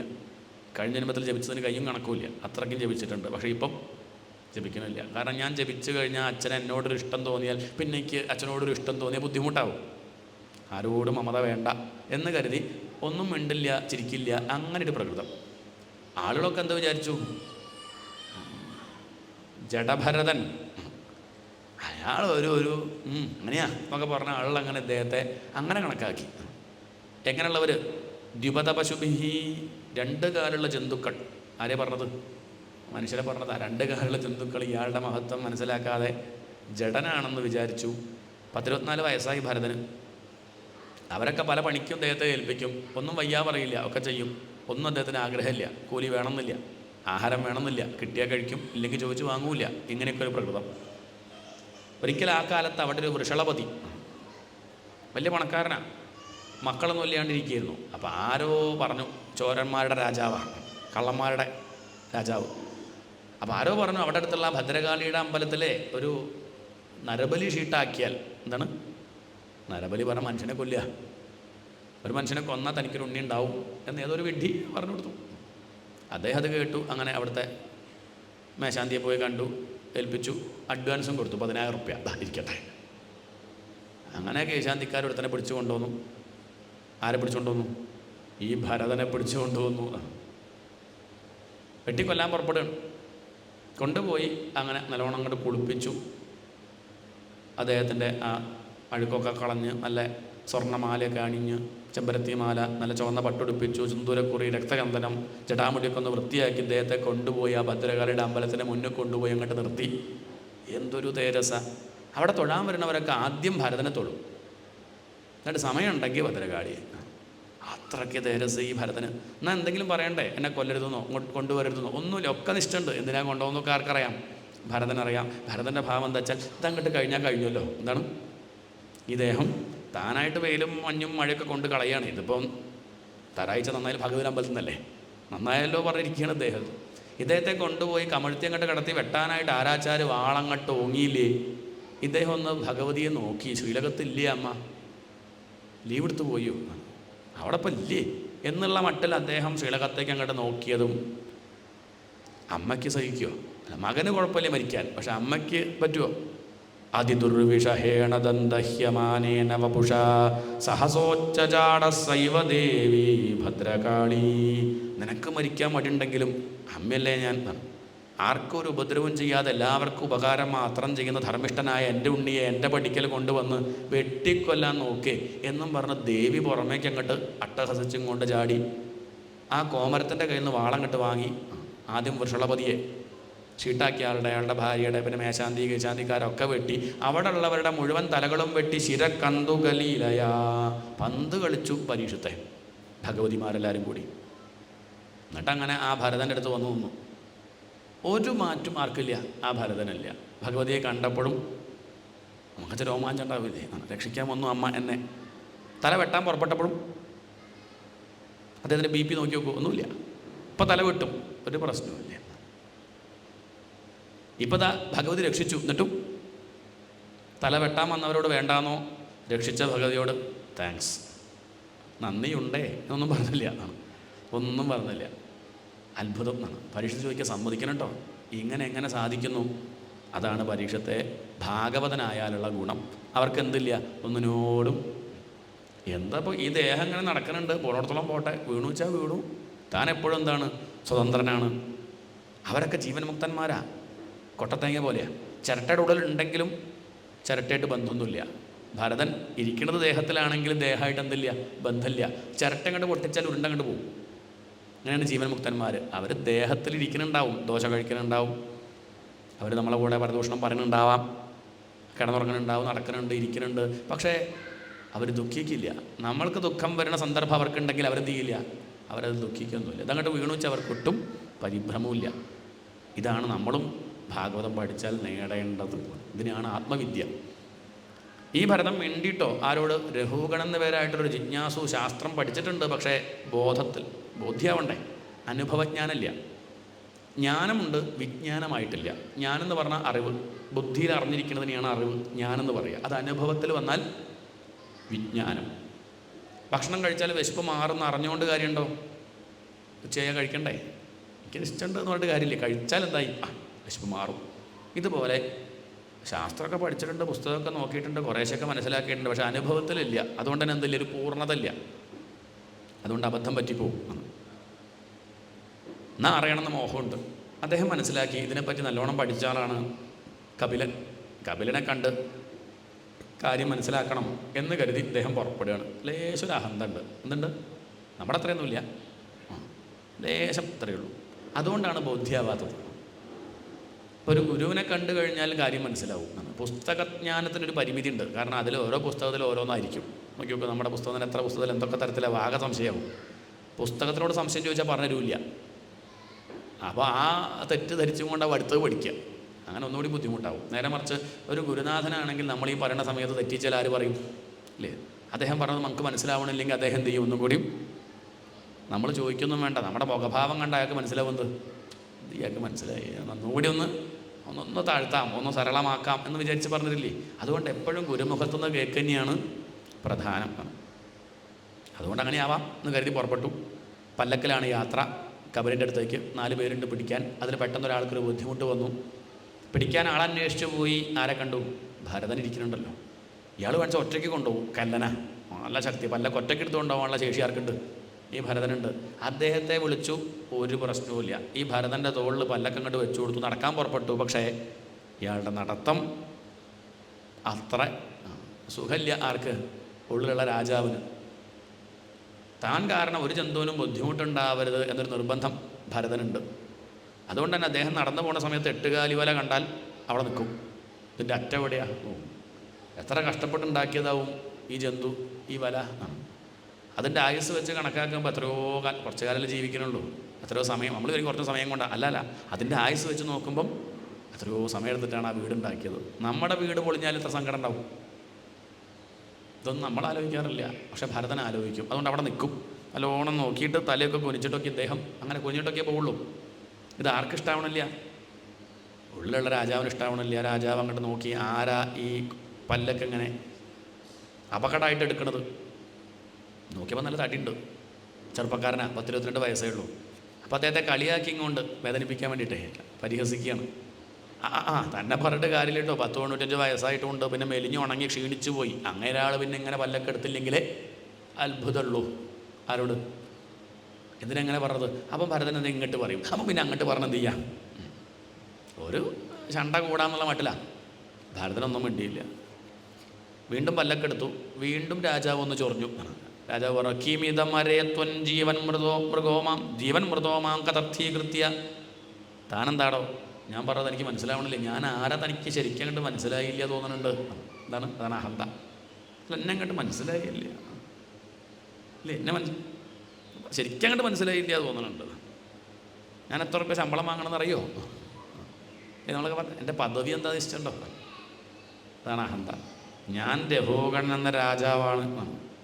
ഒന്ന് ആലോചിച്ച് നോക്കൂ, ഭരതൻ ആരാ? ഭരതൻ പണ്ട് ലോകം മുഴുവൻ ഭരിച്ച രാജാവാണ്. ആ രാജാവിൻ്റെ മുന്നിലാണ് ഒരു പഞ്ചായത്ത് ഭരിക്കുന്ന രഘുഗണൻ അഹങ്കരിക്കണത്. പക്ഷേ ഭരതനൊന്നും വേണ്ടിയില്ല. അവിടെ തനിക്ക് എന്നെ മനസ്സിലായില്ലേ, ഞാൻ രാജാവാണ്, താൻ നേരെ നടന്നില്ലെങ്കിൽ തന്നെ ഞാൻ അടിച്ച് നേരെയാക്കും എന്നങ്ങോട്ട് പറഞ്ഞപ്പം ഭരതൻ വിചാരിച്ചു, എന്നാ ഒന്നും മിണ്ടണം. ഏവം ബഹ്വബദ്ധമഭിഭാഷമാണം നരദേവാഭിമാനം. നരദേവൻ രാജാവ്. നരദേവാഭിമാനം, ഞാൻ രാജാവാണെന്നുള്ള അഭിമാനം കൊണ്ട് ഇങ്ങനെ ധിക്കാരം പറയുന്ന ഈ രഘുഗണനോട് മിണ്ടണം. എന്ത് മിണ്ടണം? അദ്ദേഹം ജിജ്ഞാസുവാണ്, ആത്മജ്ഞാനം വേണമെന്ന ആഗ്രഹമുള്ള ആളാണ്. അതുകൊണ്ട് മിണ്ടണം. നമ്മളാണ് പറഞ്ഞ മിണ്ടുന്നില്ല കേട്ടോ. അതാണ് പ്രത്യേകത. രഘുഗണൻ്റെ ഒരു ദോഷം, ലേശൊരു അഹന്തണ്ട്. എന്നാലും എന്തുണ്ട്? അറിയണം എന്നുള്ള മോഹമുണ്ട് ഇല്ലേ? അതൊരു ഗുണമല്ലേ? അഹന്തല്ലാത്ത ആരാളത്? ഇപ്പം അദ്ദേഹത്തിന് അറിയണം എന്നുള്ള മോഹമുണ്ട്, അതുകൊണ്ട് മിണ്ടണം. കൃപയാ ഇതമാഹ, സ്നേഹത്തോടെ, വാത്സല്യത്തോടെ, കാരുണ്യം കൊണ്ട് ഇപ്രകാരം ഭരതൻ പറഞ്ഞു. ദേഷ്യപ്പെട്ടിട്ടല്ല, തൻ്റെ ശിഷ്യനായിട്ട് അങ്ങോട്ട് കണക്കാക്കുകയാണ്. ആര്? ഈ ഗുരുനാഥൻ. തൻ്റെ ശിഷ്യൻ്റെ ആ അജ്ഞാനല്ലേൻ്റെ ആക്കണം എന്ന് കരുതി മിണ്ടാൻ പുറപ്പെട്ടു. പറഞ്ഞു, രാജാവേ, അങ്ങ് പറഞ്ഞതൊക്കെ സത്യമാണ്. അങ്ങ് കളിയാക്കിയിട്ടാണ് പറഞ്ഞത്, എനിക്ക് മനസ്സിലാവായൊന്നുമില്ല. പക്ഷേ അങ്ങ് ഞാൻ മെലിഞ്ഞിട്ടാന്ന് പറഞ്ഞു, സത്യമാണല്ലോ. തടിച്ചിട്ടാണോ ചോദിച്ചാൽ തടിച്ചിട്ടാണെന്നും പറയാം, മെലിഞ്ഞിട്ടാണോ ചോദിച്ചാൽ മെലിഞ്ഞിട്ടാണെന്നും പറയാം. അതൊക്കെ ആപേക്ഷികല്ലേ? അടുത്തിരിക്കുന്ന ആളെ നോക്കിയിട്ട് നമ്മൾ പറയാം. അപ്പം ഞാൻ തടിച്ചിട്ടാണോ ചോദിച്ചാൽ തൊട്ടടുത്തൊരു മെലിഞ്ഞാളെ ഇരുത്തിയാൽ എന്ത് പറയും? തടിച്ച നമ്പൂരി. എന്നെക്കാൾ തടിച്ച ആളിരുത്തി എന്ത് പറയും? മെലിഞ്ഞ ആളായി. എത്ര പെട്ടെന്നായി നോക്കും. നേരത്തെ തടിച്ച ആൾ എത്ര പെട്ടെന്ന് മെലിഞ്ഞു. ഇനിയിപ്പോൾ അത് നോക്കിയത് എൻ്റെ മനസ്സ് നോക്കിയിട്ടാ. തടിച്ചു എന്ന് പറഞ്ഞത്, മെലിഞ്ഞു എന്ന് പറയുന്നത് മനസ്സ് നോക്കിയിട്ടാ, ആത്മാവ് നോക്കിയിട്ടാ, ശരീരം നോക്കിയിട്ടല്ലേ? ശരീരം ഞാനല്ലല്ലോ. ദേഹേന ജാതസ്യ ഹി മേ ന സന്ധി. ഇവിടെ ജനിക്കലും മരിക്കലും അതൊക്കെ ദേഹത്തിനാണ്. ദുഃഖം സുഖം അതൊക്കെ മനസ്സിനാണ്. രോഗം അത് ശരീരത്തിനാണ്. ഞാൻ ശരീരമല്ലല്ലോ, മനസ്സല്ലല്ലോ. ഇതാണ് ആര് പറഞ്ഞത്? ഈ ഭരതം പറയണതേ. രഘുകണ്ഠന് അത്ഭുതം തോന്നുകയാണ്. താൻ ചോദിക്കാൻ വെച്ച ചോദ്യമൊക്കെ ചോദിക്കേണ്ട തന്നെ അതിൻ്റെ ഉത്തരം ആര് പറയുന്നുണ്ട്? ഭരതം കണ്ട് പറയണം. താൻ ചോദിക്കാൻ ഉദ്ദേശിച്ച ചോദ്യമാണെന്ത്? ഞാൻ എന്ന് പറഞ്ഞാൽ ഈ ശരീരമാണോ അല്ലെങ്കിൽ വേറെ എന്തെങ്കിലും ഉണ്ടോ? അത് രണ്ടും തമ്മിൽ എന്താ ഈ ബന്ധം? അത് വിട്ടു നിൽക്കുന്നുണ്ടോ? ഇടയ്ക്ക് ഒന്നാ തോന്നും, ഇടയ്ക്ക് വേറെ തോന്നും. എന്താ ഈ സംഗതി? എന്താണ് ആത്മാവ്? ഞാൻ ആര്? ഇതൊക്കെയാണ് സംശയം. ഞാൻ എന്ന് പറഞ്ഞ ദേഹമാണോ മനസ്സാണോ? ഇത് രണ്ടും അല്ലാണ്ട് വേറെ ഒന്നുണ്ടോ? ഇതിനുള്ള ഉത്തരമാണ് ആര് പറയണത്? രാജാവ് പറയണത്. നേരെ നടക്കണമെന്ന് പറഞ്ഞാൽ രാജാവ് ചോദിച്ചു. ഈ ഭരതം പറഞ്ഞു നേരെ നടക്കേണ്ടത് ആരാ? ഇന്ന ദിക്കിലേക്ക് പോകണം എന്നുള്ള ആളാ. ഇന്ന ദിക്കിലേക്ക് പോകണമെന്നുണ്ടെങ്കിൽ എന്തോ നേടാനുണ്ട് ഇല്ലേ? എന്തെങ്കിലും നേടാനുള്ളവരല്ലേ നേരെ നടക്കണ്ടു. എല്ലാം നേടിയവൻ എങ്ങോട്ട് നടക്കണം? ഈശ്വരനെ അറിഞ്ഞവന് പിന്നെ എന്ത്? ഇനി എന്ത് നേടാൻ? എല്ലാം നേടിക്കഴിഞ്ഞു. അങ്ങനെയുള്ള ആൾക്ക് പിന്നെ ഈ ശരീരം വീണത് വരെ സഞ്ചരിക്കുക. അപ്പൂപ്പന്താടി കാറ്റത്ത് പറക്കണത് പോലെ. കിഴക്കോട്ടാച്ചാൽ കിഴക്കോട്ട്, വടക്കോട്ടാ വടക്കോട്ട്, പടിഞ്ഞാട്ടാ പടിഞ്ഞാട്ട്, അല്ലാണപ്പോൾ എന്താ? അതിലൊന്നും വിഷയമില്ല. എവിടെ വെച്ചാൽ അവിടെ. പക്ഷെ അങ്ങയ്ക്ക് അങ്ങനെയല്ല. അങ്ങയ്ക്ക് വടക്കോട്ട് പോകണമെന്നുണ്ട് കപിലനെ കാണാൻ, എന്നിട്ട് ആത്മജ്ഞാനം നേടണം. എന്നെ സംബന്ധിച്ചൊന്നും നേടാനില്ല. ഇത്രയും കേട്ട സമയത്ത് ചില്ലറക്കാരനല്ല മനസ്സിലാക്കിയ രാജാവ് തൊഴുതും കൊണ്ട് ചോദിക്കുകയാണ്, അങ്ങ് ആരാ? എനിക്ക് മനസ്സിലായി അങ്ങൊരു ബ്രാഹ്മണനാണ്. കഴുത്തിൽ പൂണൂല് കാണുന്നുണ്ട്. എനിക്ക് ലോകത്തൊന്നിനും പേടില്ല, പക്ഷെ അതെനിക്ക് പേടിയാണ്. നാഹം വിശങ്കേ സുരരാജവജ്രാത് നത്രക്ഷശൂലാന്ന യമസ്യ ദണ്ഡാത് നാജ്ഞർക്ക സോമാനില വിത്തപാസ്ത്രാത് ശങ്കേ ഭൃശം ബ്രഹ്മകുലാപമാനാത്. സജ്ജനങ്ങളെ നിന്ദിക്കുക എന്ന് പറഞ്ഞാൽ അത് വലിയ അപരാധമായിട്ട് കണക്കാക്കുന്ന പരമ്പരയിൽപ്പെട്ട ആളാണ് ഞാൻ. അതുകൊണ്ട് അങ്ങൊരു മഹാത്മാവായിരുന്നല്ലോ, അങ്ങയെ കൊണ്ടാണല്ലോ ഞാൻ ഈ പല്ലൊക്കെ എടുപ്പിച്ചത് എന്ന് പറഞ്ഞ സമയത്ത് ഭരതൻ പറഞ്ഞു, അതിൻ്റെയൊന്നും ആവശ്യമില്ല. ഇതിൻ്റെ മുന്നേ ഞാൻ മാനായിരുന്നു, അതിൻ്റെ മുന്നേ ഞാൻ ക്ഷത്രിയനായിരുന്നു. ഇപ്പം അങ്ങനെ ആ ബ്രാഹ്മണ കുലത്തിൽ പെട്ടു, ഇത്രയേ ഉള്ളൂ. അതിൻ്റെ അഭിമാനമൊന്നും ആർക്കില്ല. ഊണൂൽ അച്ഛൻ ചാർത്തിയത് അവിടെ ഉണ്ട്, ഇത്രയേ ഉള്ളൂ. ആ പൊട്ടിപ്പോവാത്തതുകൊണ്ട് അവിടെ ഉണ്ട്, അത്രയേ ഉള്ളൂ. അതിൽ അഭിമാനമൊന്നും എനിക്കില്ല. താൻ അത് വിട്ടേക്കൂ എന്ന് പറഞ്ഞു. അപ്പോഴാണ് ഒരു സൗഹൃദമായി. ഇനിയിപ്പോൾ ചോദിക്കാമല്ലോ. എനിക്കൊരു സംശയമുണ്ട്. ഞാൻ കപിലനോട് ചോദിക്കണമെന്ന് കരുതി പുറപ്പെട്ടതാ. പക്ഷെ എനിക്ക് തോന്നുന്നു അങ്ങയെ കണ്ടപ്പം അങ്ങയോട് തന്നെ ചോദിക്കാം. ഇതിൻ്റെ ഉത്തരം പറയാൻ അങ്ങയ്ക്ക് സാധിക്കും. അങ്ങ് പറഞ്ഞല്ലോ ഞാൻ വേറെ ശരീരം വേറെ എന്ന്. പക്ഷെ എൻ്റെ അനുഭവത്തിൽ അങ്ങനെയല്ല. എനിക്ക് തോന്നുന്നത് ശരീരത്തിൻ്റെ ഉള്ളിലാണ് ആത്മാവെങ്കിൽ ശരീരത്തിനെ ബാധിക്കുന്നത് ആത്മാവിനെ ബാധിക്കാതിരിക്കുമോ ആണ്. എന്താണ്? ഉദാഹരണം പറഞ്ഞു. നമ്മൾ പാത്രം അടുപ്പത്ത് വെച്ചു, അതിൽ പാലൊഴിച്ചു. പാല് തിളക്കില്ലേ? പാത്രം ചൂടാകുമ്പം പാല് തിളയ്ക്കും. അതിൽ അരിയിട്ട് വെച്ച് അരി വേവില്ലേ? ഇല്ലേ? പാത്രം ചൂടാകുമ്പം ഉള്ളിലുള്ള പാല് ചൂടായി, അതിലുള്ള അരിയും വേവുന്നുണ്ട്. അപ്പം ശരീരമാകുന്ന പാത്രത്തിൻ്റെ ഉള്ളിലുള്ള ആത്മാവാകുന്ന അരി വേവാണ്ടിരിക്കുമോ? ശരീരത്തിനെ ബാധിക്കുന്നത് ആത്മാവിനെ ബാധിക്കാണ്ടിരിക്കുമോ ആണ് ചോദ്യം. ഇതിനുത്തരമായിട്ട് ഭരതം പറഞ്ഞത് ശ്രദ്ധിക്കണം. അങ്ങയുടെ ഈ ഉദാഹരണം തെറ്റി. അങ്ങ് ശരീരം വേറെ ആത്മാവ് വേറെ എന്നൊക്കെ കാണുന്നു. ഇവിടെ അങ്ങനെയല്ല. ആത്മാവാസ്യമിതം സർവം. എന്താണ്? ഓട് വേറെ വിളക്ക് വേറെ എന്നില്ല. എന്തേ ഉള്ളൂ? ഓടേ ഉള്ളൂ. ഞാൻ വേറെ ഈശ്വരൻ വേറെ, ഈശ്വരനേ ഉള്ളൂ. ആത്മാവാസ്യമിതം സർവം. ശരി, ഇനി സാധകൻ്റെ മട്ടിൽ അല്ലെങ്കിൽ തുടക്കം പരിശീലിക്കുമ്പോൾ തുടക്കമൊക്കെ എന്ത് വേണ്ടി വരും? രണ്ടുന്നായിട്ട് കാണേണ്ടി വരും. ഞാൻ വേറെ ഈശ്വരൻ വേറെ എന്ന് കാണേണ്ടി വരും. തുടക്കത്തിൽ അങ്ങനെ വേണ്ടി വരും. അതുകൊണ്ട് തന്നെ വേറെ പറയാറുണ്ട് കേട്ടോ. ഹൃദ്ദേശേ അർജുന തിഷ്ഠതി ഇങ്ങനെ പറയാറില്ലേ? ഹൃദയത്തിലാണ് അർജുന ഇരിക്കുന്നത് ഭഗവാൻ, അങ്ങനെയൊക്കെ പറയും. എന്നാ ഹാർട്ട് തുറന്നാൽ കാണുമോ? ഡോക്ടർമാർ കാണേണ്ടതല്ലേ? അത് ആ ഹൃദയമല്ല, അത് അകത്തിരിക്കുന്നു എന്നൊക്കെ ഇങ്ങനെ ഒരു സാധകന് വേണ്ടി പറഞ്ഞു കൊടുക്കുകയാണ്. അകത്തും പുറത്തുമാരുണ്ട്, ഭഗവാനുണ്ട്. ഈ ശരീരം ഭഗവാന്റെ മുകളിൽ ചാർത്തുന്നു കൂട്ടിയാൽ മതി. ഭഗവാന്റെ മുകളിൽ ഭഗവാൻ ആത്മാവെന്ന് പറഞ്ഞാൽ അഴയാന്ന് കൂട്ടിക്കോളൂ. അഴ പറഞ്ഞാൽ മനസ്സിലായില്ലേ? അതിൻ്റെ മുകളിൽ എന്തൊക്കെ നമ്മൾ ചാർത്താറുണ്ട്, അത്രയേ ഉള്ളൂ. ഇടയ്ക്ക് പുരുഷൻ്റെ വേഷം, അത് ഉണങ്ങിക്കഴിഞ്ഞാൽ സ്ത്രീയുടെ വേഷം, ചിലപ്പോൾ കുട്ടിയുടെ വേഷം ഇല്ലേ, ചിലപ്പോൾ കണ്ടാമൃഗത്തിൻ്റെ വേഷം. ഇതാണ് ജന്മങ്ങൾ, അത്രയേ ഉള്ളൂ. ഇതൊന്നും ഇല്ലെങ്കിലും ആരവിടെ ഉണ്ട്? വെയിലും മഴയും കൊണ്ട് അവിടെ ആ അഴ അപ്പോഴും ഉണ്ട്. ചിലപ്പോൾ ഒന്നും ഉണക്കാനിട്ടുണ്ടാവില്ല. അപ്പോഴും ഒരു മാറ്റവും ഇല്ലാണ്ട് ആത്മാവ് അവിടെ ഉണ്ട്. ഇടയ്ക്ക് അതിൻ്റെ മുകളിൽ ചെറുത് ചാർത്തും, ചാർത്തിയാലും ഇല്ലെങ്കിലും അതിൽ ചാർത്തിയ വസ്തുവാണ് ഞാൻ എന്ന് വിചാരിച്ചാൽ പോയി. അഴ വിചാരിക്കണമെന്ത്, ഞാൻ ഈ മുകളിൽ ചാർത്തിയതാ എന്ന് വിചാരിച്ചാൽ പെട്ടു. അത് കുറച്ച് കഴിഞ്ഞാൽ ഉണങ്ങിയെടുത്ത് മാറ്റും. ദുഃഖിക്കേണ്ടി വരില്ലേ? പ്രാരബ്ധം തീർന്നാൽ കഴിഞ്ഞു കേട്ടോ, പിന്നെ അവിടെ നിൽക്കില്ല. അത് തീർന്നുമില്ല മനസ്സിലാക്കുക. നമ്മൾക്കിപ്പോൾ അങ്ങനെ മനസ്സിലാവില്ല. ചിലത് പെട്ടെന്ന് ഉണങ്ങാറുണ്ട്. ചില സമയത്തൊക്കെ ആണെങ്കിൽ, നല്ല വെയിലുള്ള സമയത്താണെങ്കിൽ പെട്ടെന്ന് ഉണങ്ങാറില്ലേ? മഴയുള്ള സമയത്താണെങ്കിലോ 2-3 ദിവസമായിട്ട് ഉണങ്ങില്ല. അത്രയേ ഉള്ളൂ. ചിലരുണ്ടായി അധികം വൈകില്ല, അപ്പോഴേക്കും പോയി. അങ്ങനെ കാണാം. ജനിച്ചു, അധികമൊന്നും ആയില്ലേ, പാവം 6 മാസം കുട്ടി പോയി. അത്രയേ ഉള്ളൂ. പ്രാരബ്ധം കഴിഞ്ഞു, നിൽക്കില്ല, പോവും. ചിലത് എത്രയായിട്ടും മഴക്കാലൊക്കെ വെച്ച് ഉണങ്ങാത്ത പോലെ 32 ഓപ്പറേഷൻ കഴിഞ്ഞു, ഇപ്പോഴും 97 വയസ്സുമായി. എന്നിട്ടും എന്താ ചോദിച്ചാൽ പ്രാരബ്ധം കഴിഞ്ഞില്ല. ഇത്രയേ ഉള്ളൂ. രണ്ടായാലും ദുഃഖിക്കേണ്ട. ആത്മാവാണ് ഞാൻ എന്ന സത്യം അറിഞ്ഞാൽ ദുഃഖമില്ല. എന്തത് ബോധിക്കാത്തത്? ബോധിക്കാത്തതിൻ്റെ കാരണം അനാത്മവസ്തുവിലുള്ള ഭ്രമം, പണത്തിനോടും പദവിയോടുമുള്ള മോഹം, ദേഹത്തിനോടുള്ള ഭ്രമം ആണ്. അത് പോകണമെങ്കിൽ എന്ത് വേണം? അത് പോകണമെങ്കിൽ ഇത് അപകടമാണെന്ന് അറിയണം. ഒരു സുന്ദരിയെ കണ്ട് മോഹം തോന്നിയാൽ അതിന് മാരകമായിട്ടുള്ള അസുഖമുണ്ടെന്ന് അറിഞ്ഞാൽ പിന്നെ എത്ര പെട്ടെന്ന് കണ്ടില്ലേ? അത്രയേ ഉള്ളൂ. ഈ പ്രപഞ്ചത്തിന് അങ്ങനെ മാരകമായൊരു പ്രശ്നമുണ്ടെന്ന് അറിഞ്ഞാൽ പിന്നെ തൊടുവോ? തൊടില്ല എന്നാണ്. പാൽപ്പായസത്തിനോട് മോഹമുണ്ട്, അതിൽ പല്ലി വീണത് കണ്ടിട്ടുണ്ട് എങ്കിൽ പിന്നെ അത് കുടിക്കില്ലല്ലോ.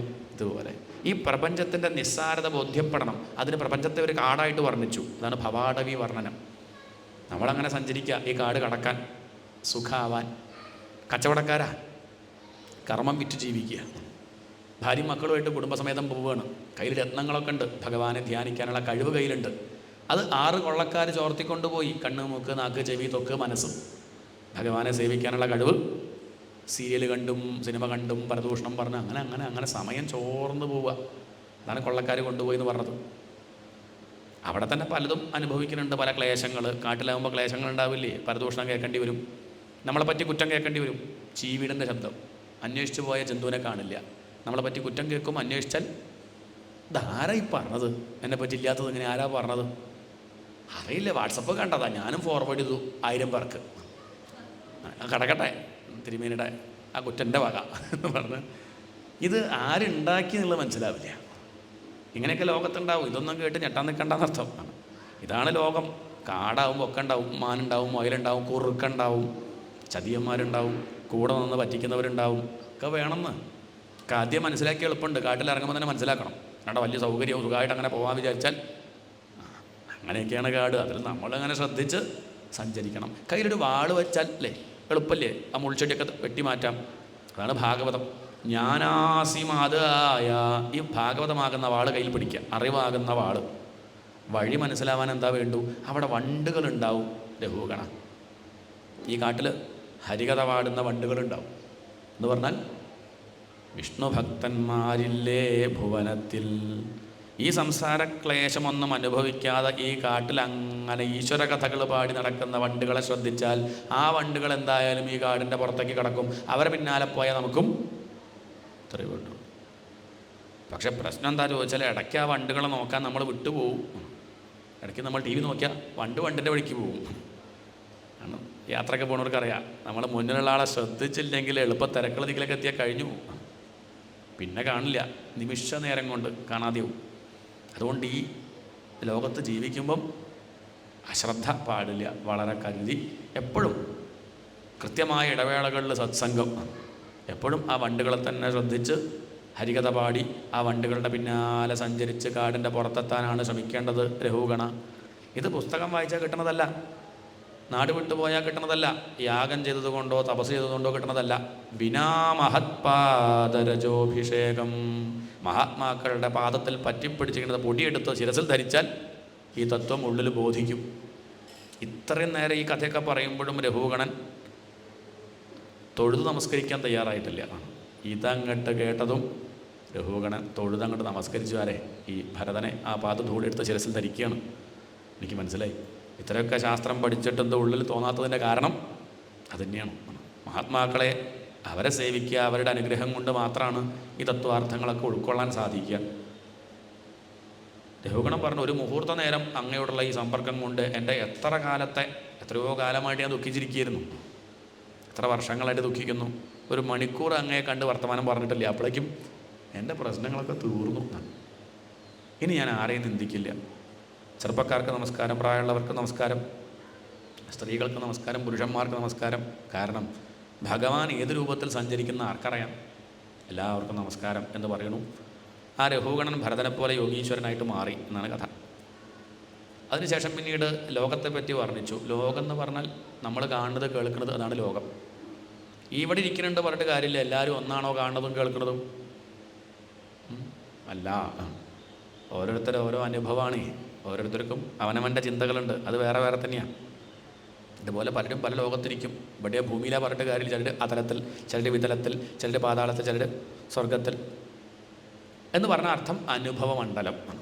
ഉള്ളിൽ അനുഭവിക്കുന്നതിനെയാണ് സ്വർഗം നരകം എന്നൊക്കെ പറയുന്നത്. ലോക്യതയെ ഭുജ്യത എന്ന് പറയും ശങ്കരാചാര്യർ. നമ്മൾ കാണുന്നത് അനുഭവിക്കുന്നതാണ് ലോകം.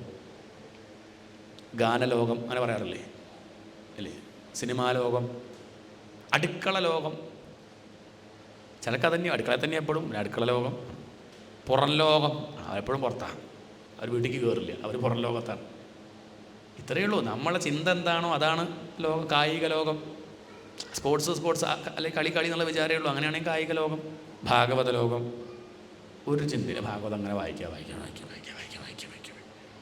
വീട്ടുകാർ ചിന്തിക്കില്ല. അയാൾ കാപ്പി കുടിച്ചോ, പ്രഷറിൻ്റെ ഗുളിക കഴിച്ചോ, ഭാഗവതം തെറ്റൊന്നുമില്ല. അത് ഭാഗവത ലോകം. അത്രയേ ഉള്ളൂ. നമ്മളുടെ ചിന്ത എന്താ വെച്ചാൽ അതാണ് നമ്മുടെ ലോകം. അതുകൊണ്ട് ചിന്ത നന്നാക്കുക, അതാണ് താല്പര്യം. നടുക്കായിട്ടാണ് ഭൂമിയെ പറയുക. മുകളിലേക്ക് കുറച്ച് ലോകങ്ങളുണ്ട്, 6 ലോകങ്ങൾ. ഭൂലോകം കഴിഞ്ഞാൽ ഭുവർലോകം, സുവർലോകം, മഹർലോകം, ജണർലോകം, തപോലോകം, സത്യലോകം. സത്യലോകത്താണ് ബ്രഹ്മാവിരിക്കണമെന്നാണ് സങ്കല്പം. നല്ല സമാധാനം, ശാന്തി അനുഭവിച്ചിരിക്കാം. താഴത്തേക്ക് പോയാൽ ദുഃഖം കൂടിക്കൂടി വരും. അതലം, വിതലം, സുതലം, രസാതലം, മഹാതലം, തലാതലം, പാതാളം. ഇവിടെ തന്നെ അങ്ങനെ ദുഃഖിച്ചിരിക്കുന്നവർ സന്തോഷിച്ചിരിക്കുന്നവരും ഇല്ലേ? അപ്പോൾ ഇവിടെ തന്നെയാണ് എന്ത്? ഇവിടെ തന്നെയാണ് മനസ്സിലാവും. നമുക്കു നാമേ പണിവതു നാഗം നരകവും അതുപോലെ. നരകവും നാഗവും ഉണ്ടാക്കണം നമ്മൾ തന്നെയാണ്. നമ്മുടെ കർമ്മത്തിൻ്റെ ഫലം നമ്മൾ ഇവിടുന്ന് ഇങ്ങനെ അനുഭവിക്കണം. ചിലരെപ്പോഴും സമാധാനമായിട്ടിരിക്കുന്നുണ്ട്, അവർ സ്വർഗത്തിലാണ്. ചിലരെപ്പോഴും ദുഃഖിക്കുന്നു, അവർ. അത്രയേ ഉള്ളൂ. അത്രയുവ നരകസ്വർഗ. ഇവിടെ തന്നെയാണ് അമ്മേ നരകവും സ്വർഗവും എന്നാര് പറയുന്നുണ്ട്? കപിലൻ പറയുന്നുണ്ട് ഭാഗവത്തിൽ. എന്തായാലും ലോകത്തെ പറ്റിയൊക്കെ വിസ്തരിച്ച് അങ്ങനെ വർണ്ണിച്ചു. എല്ലാ ലോകത്തിലും ഒന്നല്ലെങ്കിൽ മറ്റൊരു തരത്തിൽ ഭഗവാനെ ആരാധിക്കുന്നുണ്ട് കേട്ടോ. എപ്പോഴും നമ്മൾ ഭഗവാനെ വിടാണ്ട് നോക്കുക, അതാണ് വേണ്ടത്. എന്നാൽ എവിടെ ഇരുന്നാലും അത് വൈകുണ്ഠ.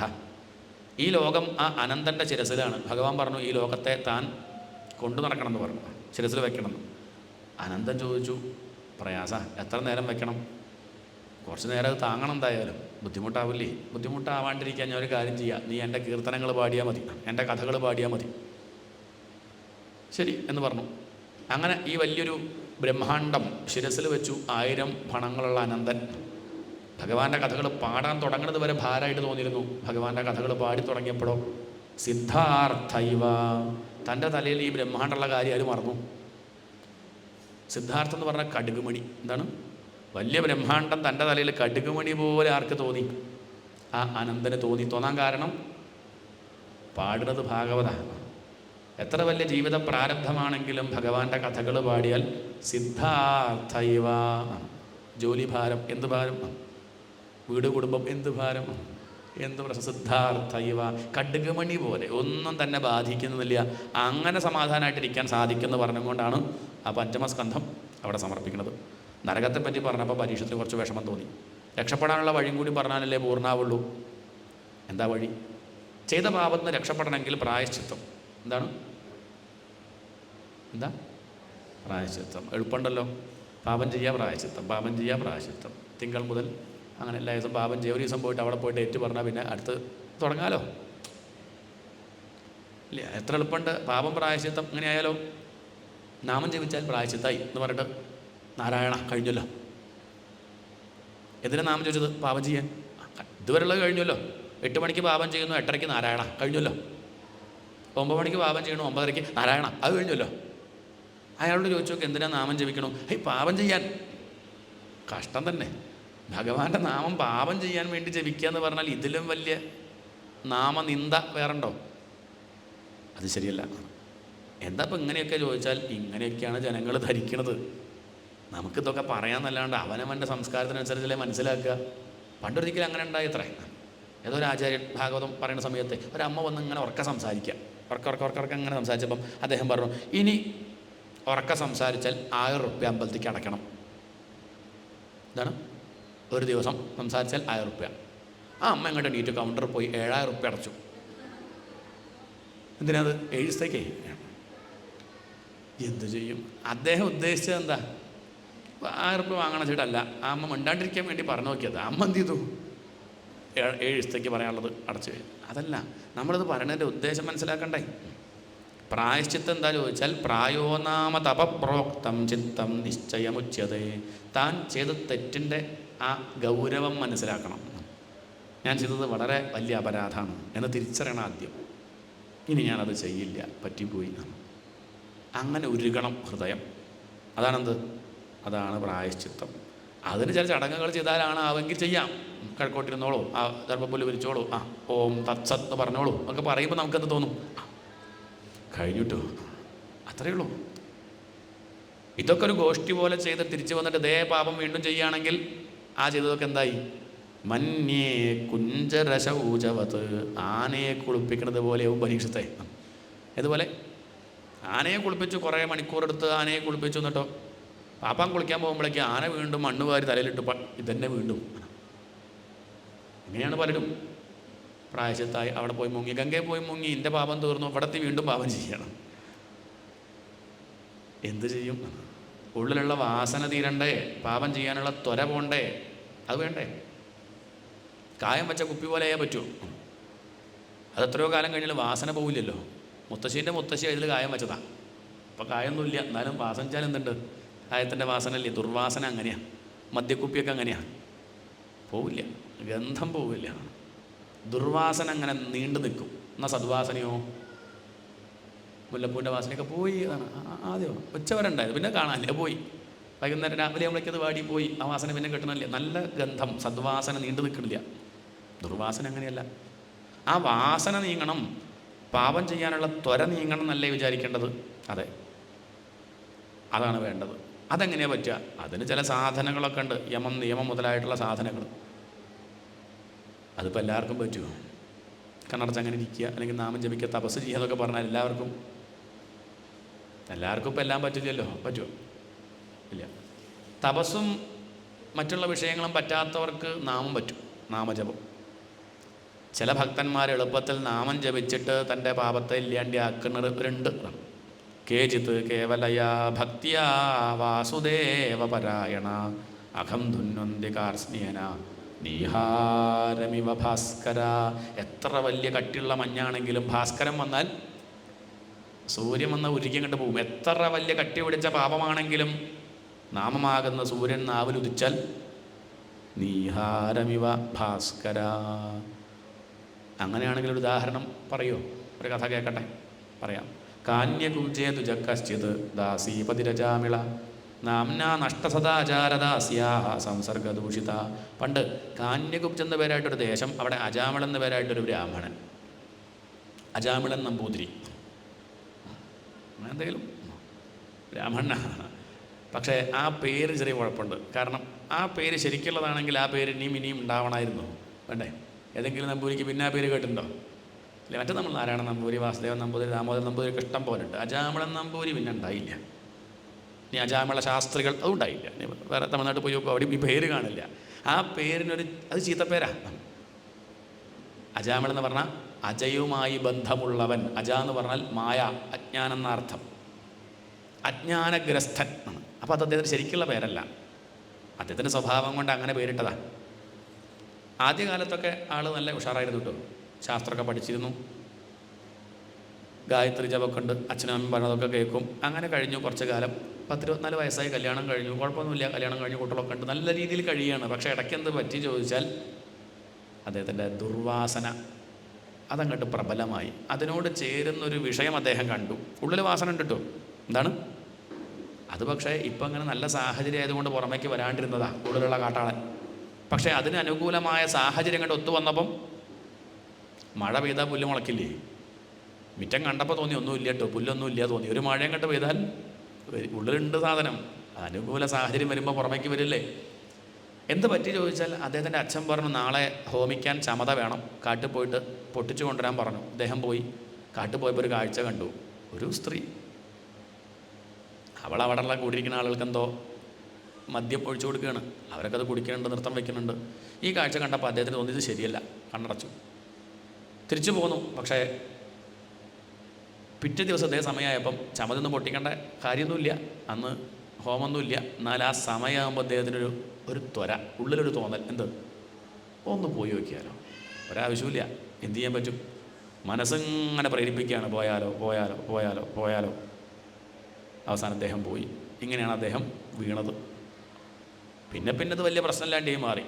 എന്നും പോകാൻ തുടങ്ങി. പിന്നെ ഗ്ലാസും കൊണ്ടുപോകും. പിന്നെ അവിടെ ആക്കി. വെറുതെ ആ ബസ്സൂലിയാവില്ല, അങ്ങോട്ട് പോവുക അങ്ങോട്ട് വരിക. ഇടയ്ക്കൊരു ദിവസം വന്നു കെട്ടുതാലി പൊട്ടിക്കാൻ, അതും കൊണ്ടുപോയി. പിന്നെ ഭാര്യയും മക്കളും വിചാരിച്ചു ഇയാൾ വരാണ്ടിരിക്കുക ഭേദം. അന്ന് കുറച്ചധികം ബുദ്ധിമുട്ട്, ലഹളമായ, തൊട്ടതിനും പിടിച്ചതിനും ലഹള. അങ്ങനെ കഴിഞ്ഞു. ആ ബ്രാഹ്മണൻ നല്ലൊരു കുലത്തിൽ ജനിച്ചു, അനുകൂല സാഹചര്യം. പക്ഷെ എന്തു ചെയ്യാം, വഷളായി. അതിന് കാരണക്കാരി അവളാ എന്നൊന്നും പറയരുതേ. എന്താണ്? ഉള്ളിലുള്ള വാസനയാണ്. ദുർജനങ്ങളുടെ കൂടെ കൂടിയിട്ടും ഒരു ദുശീലം ഇല്ലാത്തവരുണ്ടല്ലോ, ഇല്ലേ? ഇല്ല. ചില പറയും എൻ്റെ മകൻ മിടുക്കനാ, കൂട്ടുകെട്ടുകൊണ്ട് അവൻ. അതെല്ലാ മക്കളുടെ രക്ഷിതാക്കളോട് വെച്ചാൽ തന്നെയാണ് പറയാം. കൂട്ടുകെട്ട് പെട്ടിട്ടും ഒരു തരത്തിലും അതിലൊന്നും പെടാത്തവരുണ്ടെങ്കിൽ അത് കാണുന്നുണ്ടല്ലോ എന്ന് പറഞ്ഞാൽ അർത്ഥം ഉള്ളിൽ അതിനോട് ചേരാനുള്ള വാസന ഉള്ളവർ തന്നെ ചേരുള്ളൂ, അല്ലാത്തവർ വേണ്ട. അവരുടെ ഉള്ളിൽ എന്തില്ല, അതിനോട് താല്പര്യമില്ല. അതാണ്. ഇത് ഉള്ളിൽ വാസന ഉണ്ടായിരുന്നു, ഇതിപ്പോൾ അവിടെയുള്ള പുറമെയുള്ള വിഷയം കൂടി വന്നപ്പം അത് ചേർന്നു, അത്രയേ ഉള്ളൂ. പിന്നെ അങ്ങോട്ട് 88 വയസ്സ് വരെ അദ്ദേഹം നാമം ജപിച്ചില്ല. 24 വയസ്സ് വരെ ജപിച്ചതേ ഉള്ളൂ. അതൊക്കെ ഉള്ളിലുണ്ടല്ലോ, അതവിടെ ഉണ്ട്. പിന്നെ അങ്ങോട്ട് ജപിച്ചിട്ടില്ല. അദ്ദേഹത്തിന് 10 മക്കളുണ്ടായി. ആരിൽ? ആ വേശ്യാസ്ത്രീയിൽ. 10ാമത്തെ മകൻ എന്തോ നല്ല പേരിടാൻ തോന്നി. അതുവരെയുള്ള കുട്ടികൾക്കൊക്കെ എന്തൊക്കെയോ പേരിട്ടു. അർത്ഥമൊന്നുമില്ല എന്ന് മാത്രമല്ല, അനർത്ഥമുണ്ട് താനും. അങ്ങനെ ഒരു ശബ്ദം, ഒരൊച്ച, അത്രയേ ഉള്ളൂ. ഇത് മനുഷ്യനാണോ മൃഗമാണോ പക്ഷിയാണോ പലഹാരമാണോ എന്നൊന്നും മനസ്സിലാവില്ല. അങ്ങനെയൊക്കെ ഓരോ പരിഷ്കാരമുള്ള പേരൊക്കെ ഇട്ടു.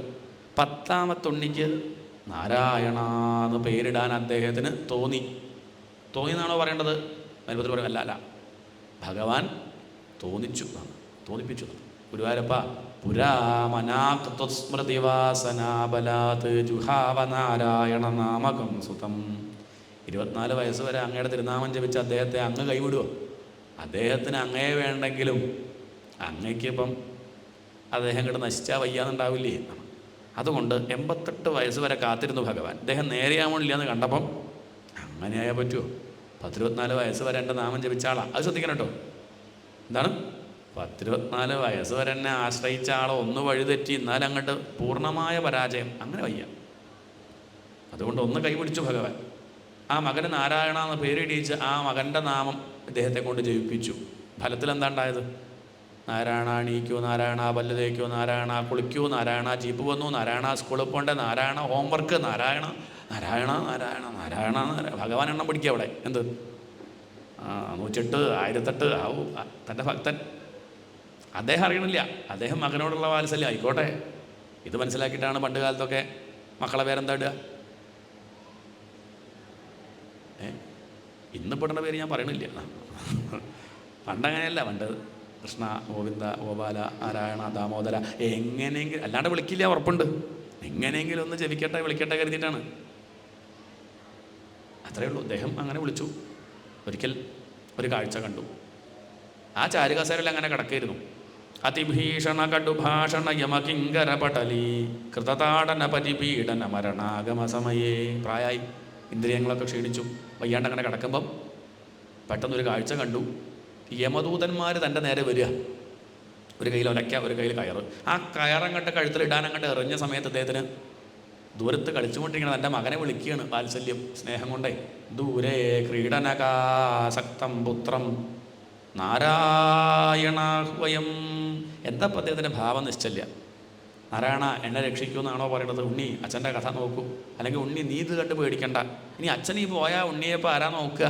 നിശ്ചയില്ല. എന്താ ഇപ്പം അദ്ദേഹം ഉദ്ദേശിച്ചു അദ്ദേഹത്തോട് ചോദിക്കണം. പക്ഷെ വിളിച്ചു. ദൂരെ ക്രീഡനകാസക്തം പുത്രം നാരായണാഹ്വയം പ്ലാവിതേന പ്ലുതം. ആകെ വിഷമിച്ചുകൊണ്ടാണ്. കണ്ടത്തിലൊക്കെ കഫം വന്ന് നിറഞ്ഞിട്ടുണ്ട്. അതുകൊണ്ട് തന്നെ ശബ്ദമൊന്നും നേരാവണ്ണം പുറത്തേക്ക് വന്നിട്ടില്ല. നാരായണ എന്ന് ഉച്ചാരണ ശുദ്ധിയോടുകൂടി വന്നിട്ടില്ല എന്നർത്ഥം. എന്താണ്? കൃത്യമായിട്ടൊന്നും വന്നിട്ടില്ല.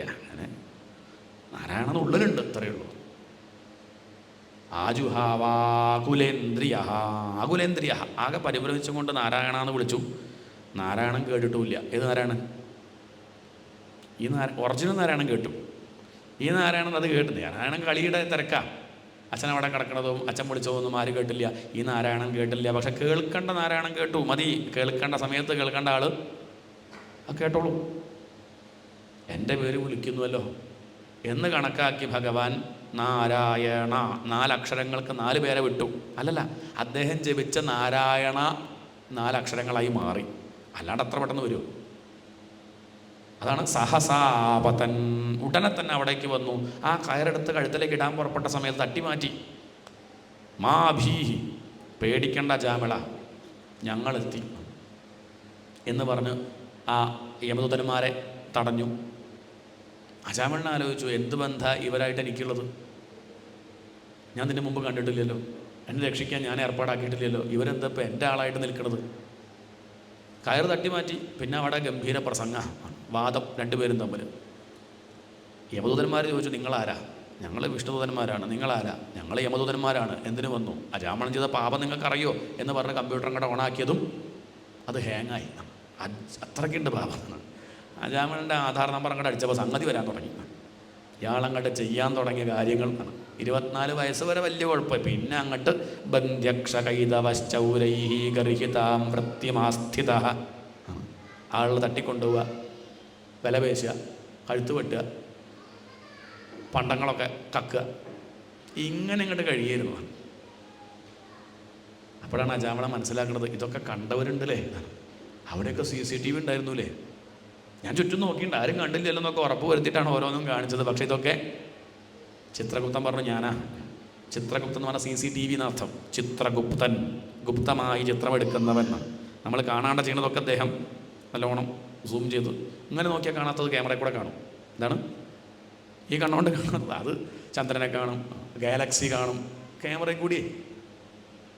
അങ്ങനത്തെ ക്യാമറയാണ് ഇപ്പം അയാളുടെ കയ്യിൽ. അങ്ങനത്തെയാണ്. നമ്മൾ വിചാരിക്കുക ആരും കാണുന്നില്ല എന്ന്. അല്ലല്ല, ഒക്കെ കൃത്യമായിട്ട് അതിലുണ്ട്. ഇത്രയൊക്കെ പാപം ചെയ്തിട്ടുണ്ട്. ഭാര്യയെ നോക്കിയില്ല, മക്കളെ നോക്കിയില്ല, അച്ഛനും അമ്മയും വയ്യാണ്ട കിടക്കുക, അദ്ദേഹം നോക്കിയോ? ഇത്രയൊക്കെ കേട്ടില്ലേ? വിഷ്ണുഭക്തന്മാർ പറഞ്ഞു, വിഷ്ണുദൂതന്മാർ പറഞ്ഞു, സംഗതി ശരിയാണ്, അദ്ദേഹം കുറേ പാപമൊക്കെ ചെയ്തിട്ടുണ്ട്, എന്നാലും നിങ്ങൾക്കറിയില്ലേ പ്രായശ്ചിത്തം ചെയ്താൽ പിന്നെ പാപം തീരുന്നുള്ളത് അറിയില്ലേ ചോദിച്ചു. അവർ പറഞ്ഞു, അതറിയാം, പക്ഷെ അദ്ദേഹം പ്രായശ്ചിത്തം ചെയ്തിട്ടില്ലല്ലോ, ഭഗവാന്റെ തിരുനാമം ജപിച്ചില്ലേ, അത് ഭഗവാന്റെ അല്ലല്ലോ. എന്താണ് നാരായണൻ ജപിച്ചത്? അജാമളോട് ചോദിച്ചു നോക്കൂ, അയാൾ മകനെ വിളിച്ചത് ചോദിച്ചു നോക്കൂ, അജാമളോടൊന്ന് ചോദിച്ചു നോക്കൂ. അദ്ദേഹം പറയും, ഞാൻ എൻ്റെ ഉണ്ണിയാണ് വിളിച്ചത്. വിഷ്ണുദൂതന്മാർ പറഞ്ഞു, അദ്ദേഹത്തിൻ്റെ ഉണ്ണിക്ക് ആ പേരിട്ടു എന്ന് കരുതിയിട്ട് അത് വിളിച്ചാൽ അത് ശരിക്കും അതിൻ്റെ ഉടമസ്ഥനാരാ? നാരായണ. അതിൻ്റെ ശരിക്കുള്ള ഉടമസ്ഥനാരാ? നാരായണ എന്ന പേര് പലർക്കും ഉണ്ട്, ശരിക്കും അതിൻ്റെ ഉടമസ്ഥനാരാ? അത് ഭഗവാനല്ലേ. അജാമളൻ്റെ മകൻ ഈ വിളി കേട്ടില്ലെങ്കിലും ആര് കേൾക്കും? ഭഗവാന് കേൾക്കേണ്ട ചുമതല ഉണ്ട്. അതുകൊണ്ട് ആ ന്യായം പറയണ്ട. ഉടനെ അടുത്തത് പറഞ്ഞു, അത് ഭക്തിയോടുകൂടി ഒന്നുമല്ല ജപിച്ചത്, സാങ്കേതികമായിട്ടാണ്. അത് നോക്കണ്ട. സാങ്കേത്യം പാരിഹാസ്യം വാ. നിങ്ങൾക്ക് നാമത്തിൻ്റെ മഹിമ അറിയാത്തത് കൊണ്ടാണ്. ഇത് മനസ്സിലായിക്കോളൂ, നാമമഹിമ. സാങ്കേത്യം പാരിഹാസ്യം വാ സ്തോഭം ഹേളനമേവ വാ വൈകുണ്ഠനാമഗ്രഹണം അശേഷാഘഹരം വിദുഹു. സാങ്കേതികമായിട്ട് പറഞ്ഞാലും പരിഹസിച്ച് പറഞ്ഞാലും എങ്ങനെ പറഞ്ഞാലും നാമം പറഞ്ഞാൽ ജപിച്ചാൽ എന്തുണ്ട്? അതിന് ഫലമുണ്ട്. ഭക്തിയൊന്നും ഇല്ലെങ്കിൽ പോലും നാമം ജപിച്ചാൽ ഫലമുണ്ട്. മറ്റൊരാൾക്ക് വേണ്ടി ജപിച്ചാലും മറ്റൊരുത്തർക്കു വേണ്ടി എന്നാകിലും എന്നാലും ഫലമുണ്ട്. അതാണ് നാമത്തിൻ്റെ മഹിമ. ഭക്തിയൊന്നുമില്ല, നല്ല വിശപ്പുണ്ട്. വിശപ്പ് ഭക്തി ഇല്ലാത്തവർക്കും ഉണ്ടാവുമല്ലോ. ഉച്ച സമയം ഹോട്ടലിൻ്റെ പേരിങ്ങനെ നോക്കിയപ്പം ശ്രീകൃഷ്ണ ഹോട്ടൽ മതി. ഭഗവാൻ അയാളുടെ പേരിൻ്റെ നേരെ ഒരു ടിക്കറ്റും ഒരു പ്രാവശ്യം ജപിച്ചിട്ടുണ്ട് എന്തായാലും.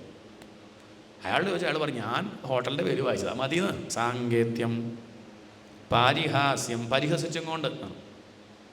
അവിടെ ഒരു നമ്പൂരി ഇങ്ങനെ സർവത്ര ഗോവിന്ദനാമസംഖ്യ, ഗോവിന്ദ ഗോവിന്ദ. അയാൾക്ക് വൈകുണ്ഠം നമുക്കുണ്ടാവില്ല ചിലപ്പം. കാരണം നമ്മളെക്കാൾ കൂടുതൽ അയാൾ പരിഹസിച്ചും കൊണ്ട് നമ്മളെ ജപിച്ചിട്ടുണ്ടാവും. അത്രയേ ഉള്ളൂ. അതുകൊണ്ട് അങ്ങനെയെങ്കിലും പാരിഹാസ്യം വാ സ്തോഭം ഹേളനം ഏവ വാ, അവഹേളിച്ചും കൊണ്ടാണെങ്കിലും, വിടാൻ പോകുമ്പോഴെങ്കിലും, വിശന്നിട്ടെങ്കിലും, വിശക്കുമ്പം ജപിക്കുക, ഈശ്വര അയാൾ നിർത്തണില്ലല്ലോ, അങ്ങനെയെങ്കിലും ഈശ്വര വിളിച്ചല്ലോ, എങ്ങനെയെങ്കിലും. അതാണ് ഭാഗവത്തിൽ അവസാനം അത് പറയും, പതിതഹ വീഴുക. പെട്ടെന്ന് അങ്ങോട്ട് വീഴാൻ പോകുമ്പോഴേ കൃഷ്ണ ഗുരുവായൂരപ്പ. സ്ഖലിതഹ ച ആർത്തഹ, ജീവിതത്തിൽ വല്ലാതെ പ്രയാസം വരുമ്പോൾ അതുവരെയും മിണ്ടാണ്ടിരുന്ന ആൾ ഭഗവാനേ എന്നറിയാണ്ട് വിളിച്ചു പോവാണ്. മതി എങ്ങനെങ്കിലും. ക്ഷുത്വാവ വിവശഹ, ആരും സഹായിക്കാനില്ലാണ്ട് വിവശനായിരിക്കുമ്പോൾ അനാഥനാണ് ഞാൻ. ഹരയേ നമ ഇത്യുച്ചൈഹി മുച്യതേ സർവപാതകാത്. അങ്ങനെ ആ തിരുനാമം അറിഞ്ഞ ഭക്തിയോടുകൂടിയാണെങ്കിൽ അത് മതി, അത്രേ ആവശ്യമുള്ളൂ. ഭക്തി ഇല്ലെങ്കിൽ കുറച്ചധികം വേണ്ടി വരും, കുറച്ച് മെല്ലെ മെല്ലെ വന്നോളും ഭക്തി. ഇവിടെ ഭഗവാന്റെ നാമമാണ് ജപിച്ചത്, അതെന്തൊക്കെ പറഞ്ഞിട്ട് കാര്യമില്ല. അർത്ഥം അറിഞ്ഞിട്ടല്ല ജപിച്ചതെന്ന് പറഞ്ഞാൽ അർത്ഥം അറിയണമെന്നില്ല. അർത്ഥം ഇപ്പം എത്ര അർത്ഥമുണ്ട് ഒരു നാമത്തിന് തന്നെ. നാരായണ നാമത്തിൻ്റെ അർത്ഥമൊക്കെ പറയൂ, എത്ര അർത്ഥമുണ്ട്. ഇതൊക്കെ അറിഞ്ഞിട്ട് ജപിക്കുക പറഞ്ഞാൽ, ഭാഗവത അർത്ഥം അറിഞ്ഞിട്ട് ഞാൻ വായിക്കുള്ളൂ പറഞ്ഞാൽ പിന്നെ വായിക്കലുണ്ടാവില്ല. എത്ര വ്യാഖ്യാനമുണ്ടെന്ന് ഇതിൻ്റെയൊക്കെ അർത്ഥമൊക്കെ മനസ്സിലാക്കിയിട്ട് വായിക്കുക പറഞ്ഞാൽ, അത് വായിക്കുമ്പോൾ ഒരു ഭാവം ഉള്ളവരുണ്ടെങ്കിൽ നന്നായി. കുറച്ച് കാലം വായിക്കുമ്പോൾ ആ ഭാവം വന്നോളും. അമ്മ അമ്മ അമ്മ വിളിച്ച് വിളിച്ച് അവസാനം മനസ്സിലാവണില്ലേ അമ്മ ആരാ എന്താന്നൊക്കെ ഉള്ളത് മനസ്സിലായില്ലേ ഇല്ലേ? അമ്മ എന്ന് പറഞ്ഞ അർത്ഥം പറയൂ. അങ്ങനെയൊക്കെ ഇപ്പോൾ ചോദിച്ചാൽ സംഗതി അറിയാം, മതി. നമ്മളിപ്പോൾ പ്രസംഗിക്കാനൊന്നും പോകണില്ലല്ലോ.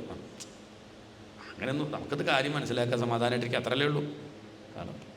അതുകൊണ്ട് അർത്ഥം അറിയണമെന്നൊന്നുമില്ല. അജ്ഞാനാത്, നീ അറിഞ്ഞു വെച്ച കുഴപ്പമൊന്നുമില്ലേ, അറിഞ്ഞാൽ ഉള്ളിൽ ഭാവം ഉണ്ടാവണം. ഭാവം നീ അർത്ഥം അറിയാണ്ടുണ്ടായാൽ എന്നാലും മതി. അജ്ഞാനാത് അഥവാ ജ്ഞാനാതുത്തമ ശ്ലോകനാമയത്, അറിഞ്ഞാവട്ടെ അറിയാണ്ടാവട്ടെ ജപിച്ചാൽ അതിന് ഫലമുണ്ട്. അറിഞ്ഞു തൊട്ടാലും അറിയാണ്ട് തൊട്ടാലും ഈ പൊള്ളും തീ തൊട്ടാൽ ഇല്ലേ, ഇതുപോലെയാണ്. നാമമാകുന്ന തീ തൊട്ടാൽ അറിയാണ്ട് ജപിച്ചു അറിഞ്ഞ് ജപിച്ചു രണ്ടായാലും ഫലമുണ്ട്. അറിയാണ്ട് തൊട്ടാലും അറിഞ്ഞു തൊട്ടാലും തീ പൊള്ളിക്കില്ലേ? നമ്മൾ തൊട്ടാൽ പൊള്ളും. ഇതറിയാത്ത കുട്ടി തൊട്ടാലോ, 3 വയസ്സ് കുട്ടി 2.5 വയസ്സ് കുട്ടി പൊള്ളും നിശ്ചയില്ല, തൊട്ട് നോക്കി. അപ്പോൾ തീ വിചാരിച്ചു 2.5 വയസ്സ് കുട്ടിയാണ്, പൊള്ളിക്കണ്ട. ഏയ് അത് പൊള്ളും. അത് വസ്തുവിൻ്റെ ധർമ്മ. ആ വസ്തുവിനൊരു സ്വഭാവം അത് കാണിക്കും. നാമത്തിനൊരു സ്വഭാവമുണ്ട്, രക്ഷിക്കുക എന്നുള്ളത് നാമത്തിൻ്റെ സ്വഭാവമാണ്. അത് ജപിച്ചവനെ രക്ഷിക്കും. അതിപ്പോൾ എങ്ങനെയാണെങ്കിലും. അജ്ഞാനാത് തവാജ്ഞാനാതുത്തമ ശ്ലോകനാമയത്. ഇത്രയൊക്കെ വലിയ പാപം മുഴുവൻ ഇയാളൊരു നാമം ജപിച്ചാൽ, അതും ഈ ചെറിയൊരു നാമം നാരായണ, അത്രയേ ഉള്ളൂ, നാരായണ.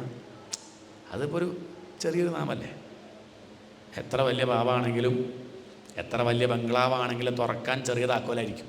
എന്താണ് അല്ലേ? ചെറിയ താക്കോലെന്ന് നമ്മൾ പറയുമോ? വലിയ ബംഗ്ലാവാ, വലിയ താക്കോല് വേണം എന്ന് പറയുമോ? അതില്ല, ചെറിയ താക്കോല് മതി. എത്ര വലിയ പാപമാണെങ്കിലും ആ പാപം തീരാൻ ഈ ചെറിയ നാമം ധാരാളം. എന്നാലും ഇത്രയും വലിയ പാപം ഒരു നാമം കൊണ്ട് തീരുമോ എന്ന് ചോദിച്ചാൽ, നമ്മുടെ പാപത്തിനാണോ ഭഗവാന്റെ നാമത്തിനാണോ ഏതിനാ കൂടുതൽ ശക്തി? നമ്മുടെ പാപത്തിനാണോ ഭഗവാന്റെ നാമത്തിനാണോ ഏതിനാ കൂടുതൽ ശക്തി? ഇതിൻ്റെ ഉത്തരം പറയുന്നതിനനുസരിച്ചിട്ടാണ് അതിൻ്റെ ഫലം. എന്താണ്? അത്രയേ ഉള്ളൂ. അത് അവനവൻ്റെ സംശയമൊന്നുമില്ല. ഭഗവാന്റെ നാമത്തിനെന്ന് പറഞ്ഞാൽ അയാളുടെ പാപം അതൊന്നല്ലേ. എൻ്റെ പാപം എന്ന് പറഞ്ഞു കഴിഞ്ഞു. ഭഗവാന്റെ നാമം എവിടെ? അതാണ്. നമ്മളുടെ പാപമൊക്കെ പഞ്ഞിക്കെട്ട് പോലെ, അത്രയേ ഉള്ളൂ. കുറേ ഉണ്ടോയെന്നൊക്കെ തോന്നും. ഒരു മുറി നിറച്ച് പഞ്ഞിക്കെട്ട, ഒരു തീപ്പെട്ടിക്കൊള്ളി വരച്ചങ്ങോട്ട് ഇട്ടാൽ നിമിഷ നേരം കൊണ്ട് കഴിഞ്ഞു. ആ ഒരു തീപ്പെട്ടിക്കൊള്ളി അതുപോലെയാണ് ഭഗവാന്റെ നാമം. ആ തീയ് എത്രയും പെട്ടെന്ന് പാപങ്ങളെ ഇല്ലാണ്ടിയാക്കും. രത്നാകരൻ വാൽമീകിയാവാൻ വർഷങ്ങളെടുത്തു, ജന്മങ്ങൾ എടുക്കേണ്ടി വന്നു. ഒരു പക്ഷിയെ കൊല്ലണത് കണ്ടപ്പോൾ സഹിച്ചില്ല. അദ്ദേഹം പണ്ട് മനുഷ്യരെ കൊല്ലിയിരുന്നു. രത്നാകരനാകുമ്പോൾ ഒരു മടിയില്ലാണ്ട് കഴുത്തിൽ കത്തി വെച്ച് കാശ് വാങ്ങുന്ന ആൾ വാൽമീകിയായപ്പോഴേക്കും ഒരു പക്ഷിയെ ഒരു വേടൻ അമ്പ ചെയ്തപ്പോൾ ഇയാൾ കരയുക. മാ നിഷാദ പ്രതിഷ്ഠാം ത്വമഗമഃ ശാശ്വതീ സമാഹ. എന്താ അങ്ങനെ ഒരു മാറ്റം ഉണ്ടായി? രാമ രാമ രാമ രാമ ജപിച്ച് ജപിച്ച് ജപിച്ച് ജപിച്ച് ഹൃദയം ശുദ്ധായതാ. അതുകൊണ്ട് നാമമാകുന്ന സോപ്പ് കൊണ്ട് ഈ മനസ്സിനെ ശുദ്ധമാക്കാൻ എളുപ്പത്തിൽ സാധിക്കും. പ്രത്യേകിച്ച് ഈ കലികാലത്ത് നാമത്തിൻ്റെ മഹിമ നിങ്ങൾക്ക് അറിയാത്തത് കൊണ്ടാണ്. ഇതാണ് നാമമഹിമ, തിരുനാമ മഹിമയാണ് ഇപ്പം വർണ്ണിച്ചത്. നീ കൂടുതൽ അറിയണമെന്നുണ്ടെങ്കിൽ നിങ്ങൾ നിങ്ങളുടെ നേതാവിനോട് പോയി ചോദിക്കൂ. അവർ നേരെ ചെന്നു യമധർമ്മനെ കാണാൻ. അജാമിളൻ അങ്ങനെ നോക്കി, എന്താ ഇപ്പോൾ ഇവിടെ ഉണ്ടായി? എന്തിന് ഇവരെന്നെ രക്ഷിച്ചു? മനസ്സിലായി. ഇവർ രക്ഷിച്ചത് എന്തിനു ചോദിച്ചാൽ, എനിക്ക് ഇനി ഭഗവാനെ ഞാൻ വിടരുത് എന്ന് കാണിച്ചു തന്നതാണ്. കാരണം ഇവർ ഭഗവാൻ പറഞ്ഞയച്ച് വന്നു, അജാമിളനെ കണ്ടു, ലോകിയൊന്നും പറയണില്ല. ആരോട്? അജാമിളനെ രക്ഷിച്ചു, മിണ്ടണില്ല. അവർ തിരിച്ചങ്ങോട്ട് പോയി, വൈകുണ്ഠത്തിലേക്ക് പോയി. അജാമിളൻ ഉറപ്പിച്ചു, എൻ്റെ ജീവിതത്തിലെ വഴിത്തിരിവ് അത്. ഇനി ഞാൻ ഒരിക്കലും എന്ത് ചെയ്യില്ല, ഭഗവാനെ മറക്കില്ല. തനിക്കൊരു ആപത്ത് വന്നപ്പം ആ ഭഗവാൻ രക്ഷിക്കാൻ വന്നില്ലേ. 14 വയസ്സ് വരെ മാത്രമേ നാമം ജപിച്ചിട്ടുള്ളൂ. പിന്നെ അങ്ങോട്ടൊക്കെ കുറ്റം പറയാനുണ്ടായത്, നല്ലതൊന്നും പറഞ്ഞിട്ടില്ല. പക്ഷേ അത് ഓർത്തു വെച്ച് ഭഗവാൻ എന്നെ ഇപ്പം രക്ഷിച്ചുവെങ്കിൽ ഇനി ഞാൻ ആ ഭഗവാനെ മറക്കാൻ പാടില്ല. ഇനി എത്ര കാലം ഉണ്ടാവും എന്നറിയില്ല, പക്ഷേ ഇനിയുള്ള കാലം മുഴുവൻ ഭഗവാന് വേണ്ടി എന്നങ്ങോട്ട് തീരുമാനിച്ച് അദ്ദേഹം അങ്ങോട്ട് ഇറങ്ങി. ഗംഗാദ്വാരമുപേയായ പരീക്ഷത്തെ ആ ഗംഗാതീരത്ത് പോയിരുന്ന് അദ്ദേഹം നാമം ജപിച്ചു. അതാണ് പ്രായശ്ചിത്തം. എന്താണ്? അദ്ദേഹം ദുഃഖം അനുഭവിച്ചു, ഇല്ല പറയാൻ പറ്റില്ല. അവിടെ നിന്ന് നാമം ജപിച്ച് കരയാണ്. എന്ത്? ഞാൻ അച്ഛനെ നോക്കിയില്ല. അനുഭവിച്ചില്ലേ ദുഃഖം? അമ്മയെ നോക്കിയില്ല. താൻ ചെയ്ത് തെറ്റിൻ്റെ വലിപ്പം മനസ്സിലാക്കി പശ്ചാത്തപിച്ചു. നാരായണ ജപിച്ച അദ്ദേഹം മുങ്ങാണ്. അഗ്നിസാക്ഷിയായിട്ട് വിവാഹം കഴിച്ച പത്നിയെ ഞാൻ നോക്കിയില്ലല്ലോ നാരായണ. എൻ്റെ മക്കളെ ഞാൻ വേണ്ടതുപോലെ ശ്രദ്ധിച്ചില്ലല്ലോ നാരായണ. ഇങ്ങനെ മുങ്ങി മുങ്ങി മുങ്ങി മുങ്ങി മുങ്ങി അദ്ദേഹത്തിൻ്റെ പാപം മുഴുവൻ ഒരു നാമം ജപിച്ച് തീർന്നെങ്കിൽ അപ്പോഴേ കൊണ്ടുപോയിരുന്നു. അതൊരു നാമം എന്തായി? വഴിത്തിരിവായി. ഒരു സപ്താഹം കേട്ടത് എന്തായി? ഒരു വഴിത്തിരിവായി. ഇത്രയേ ഉള്ളൂ. എന്താണ്? അങ്ങനെ ഒരു സംഗതി ഉണ്ടല്ലേ, അത്രയേ ഉള്ളൂ. അതോടുകൂടിയാണ് പൂർണ്ണാവൊന്നുമില്ല. ആണോ? ഒരു സപ്താഹം കണ്ട് കേട്ടപ്പോഴേക്കും പിന്നിലൊരു മഞ്ഞ വെളിച്ചം വന്നു. വത്സ അന്നും ആവില്ല. ഇനി അതും പറഞ്ഞ് അതും വിചാരിച്ചിരിക്കണ്ട. അങ്ങനെ നമുക്കൊക്കെ എപ്പോഴോ വരേണ്ടതാ. അത്രയേ ഉള്ളൂ, അതൊന്നുമില്ല. അങ്ങനെ അങ്ങനെ അങ്ങനെ അങ്ങനെ പോയി കുറച്ച് കഴിയുമ്പം സംഗതി ബോധ്യവും. ഇവിടെ നാമം ജപിച്ച് നാമം ജപിച്ച് നാമം ജപിച്ച് അദ്ദേഹത്തിൻ്റെ ഹൃദയത്തിലുള്ള പാപം മുഴുവൻ അങ്ങോട്ട് നാമജപമാകുന്ന സോപ്പ് കൊണ്ട് കഴുകി കഴുകി അങ്ങോട്ട് വൃത്തിയാക്കിയ സമയത്ത് വൈകുണ്ഠം നാളെ വിട്ടു. ഇനി ആ അജാമിളനെ കൊണ്ടുവന്നോളൂ, അദ്ദേഹം ഇവിടെ ഇരുന്നോട്ടെ. ഇവിടെ ഇരിക്കാനുള്ള അർഹത അജാമിളൻ നേടിയിട്ടുണ്ട്. ഒരു നാമം ജപിച്ചാൽ പാപം തീരും, ഇല്ല പറഞ്ഞില്ല. പാപവാസന തീരില്ല. ഇതുവരെയുള്ള പാപം തീരാൻ നാരായണ ജപിച്ചാൽ മതി. പക്ഷെ ഇനിയും പാപം ചെയ്യാനുള്ള തോന്നലുണ്ടല്ലോ, അത് പോണ്ടേ? അത് പോണെങ്കിൽ ജപിച്ചുകൊണ്ടിരിക്കുക. അതാണ് നാമം ജപിക്കുക. അതുതന്നെയാണ് പ്രധാനം എന്ന് കാണിക്കാൻ ഈ കഥ. യമധർമ്മൻ്റെ അടുത്ത് വന്നപ്പോൾ യമധർമ്മൻ ചോദിച്ചു, എവിടെ ആ വൃദ്ധൻ? അജാമിളൻ എവിടെ ചോദിച്ചു. അപ്പോൾ അവർ പറഞ്ഞു, ഞങ്ങൾ കഴുത്തിലേക്ക് കയറിടാൻ പുറപ്പെട്ടപ്പോഴാണ് അദ്ദേഹം നാരായണ എന്നൊരു ശബ്ദം ഉണ്ടാക്കി. പിന്നെ ഇപ്പോൾ ഒന്നും പറയണ്ട, 4 സുന്ദര പുരുഷന്മാരങ്ങോട്ട് വന്നു. അവരോട് യുദ്ധം ചെയ്യാൻ ഞങ്ങൾ നിന്നിട്ടില്ല. കാരണം അവർക്കൊക്കെ 4 കയ്യാ, നമുക്ക് 2 എണ്ണമല്ലേ ഉള്ളൂ. 2 എണ്ണം അങ്ങോട്ട് കൊടുത്താൽ 4 എണ്ണം അങ്ങോട്ട് കിട്ടും. നമ്മൾ 3 പേരേ ഉള്ളൂ, അവർ 4 പേരുണ്ട്. അതുകൊണ്ട് ഞങ്ങൾ പിന്നെ കാര്യങ്ങളൊക്കെ ചോദിച്ച് മനസ്സിലാക്കി. നാരായണ നാമം ജപിച്ചു പറഞ്ഞ സമയത്ത് യമധർമ്മം പറയാണ്, ഞാൻ പറയാൻ വിട്ടതാ. ഇനി വിട്ടതാണോ ചോദിച്ചാൽ പറയണ്ടെന്ന് കരുതിയിട്ട് തന്നെയാണ്. കാരണം നാമമഹിമ പറഞ്ഞു കൊടുത്താൽ ചിലപ്പോൾ വിശ്വസിക്കില്ല. അങ്ങനെ കുഴപ്പമുണ്ട്. അതുകൊണ്ടാണ് അങ്ങനെ നാമമഹിമ എല്ലാവരും പറയില്ല. കാരണം പറയുമ്പോൾ അതിനെ നിന്ദിക്കും കേൾക്കുന്ന ആളെ. പിന്നെ ഒരു നാമം ജപിച്ചാൽ അങ്ങോട്ട് നേരെയാവല്ലേ. പിന്നെ അതൊരു നാമത്തെ നമ്മൾ നിന്ദിക്കാനൊരു വഴിയൊരുക്കി എന്നല്ല അർത്ഥം. അതുകൊണ്ട് സജ്ജനങ്ങൾ എന്ത് ചെയ്യില്ല, സദസ്സ് നോക്കിയിട്ട് നാമത്തിൻ്റെ മഹിമ പറയുള്ളൂ. ഞാനൊരു പക്ഷേ നാമത്തിൻ്റെ മഹിമ നിങ്ങളോട് പറഞ്ഞാൽ നിങ്ങളും ചിലപ്പോൾ നാമത്തെ പുച്ഛിക്കും. പിന്നെ ഒരു എതിർത്തൊന്നും പറയണ്ടാവില്ല. പക്ഷെ ഉള്ളിൽ എന്ത് പറയും? ഇനിയൊരു നാമം സ്വാധീനിക്കല്ലേ. ആര് പറഞ്ഞു സ്വാധീനിക്കില്ല എന്ന്? ചിലരുടെ വാക്ക് നമ്മളെ സ്വാധീനിക്കാറില്ലേ? ഇല്ല. രാവും പകലും അങ്ങനെ എരിയാറില്ലേ? എന്നാലും എന്നോട് ഒരു വാക്കിന് ഇത്ര ശക്തി ഉണ്ടെങ്കിൽ ആര് പറഞ്ഞു ശക്തി ഇല്ലയെന്ന്? ചീത്ത വാക്ക് സ്വാധീനിക്കണില്ലേ? അപ്പം നല്ല വാക്കും സ്വാധീനിക്കും, നാമം സ്വാധീനിക്കും. ഒരു സംശയ കാര്യത്തിലില്ല.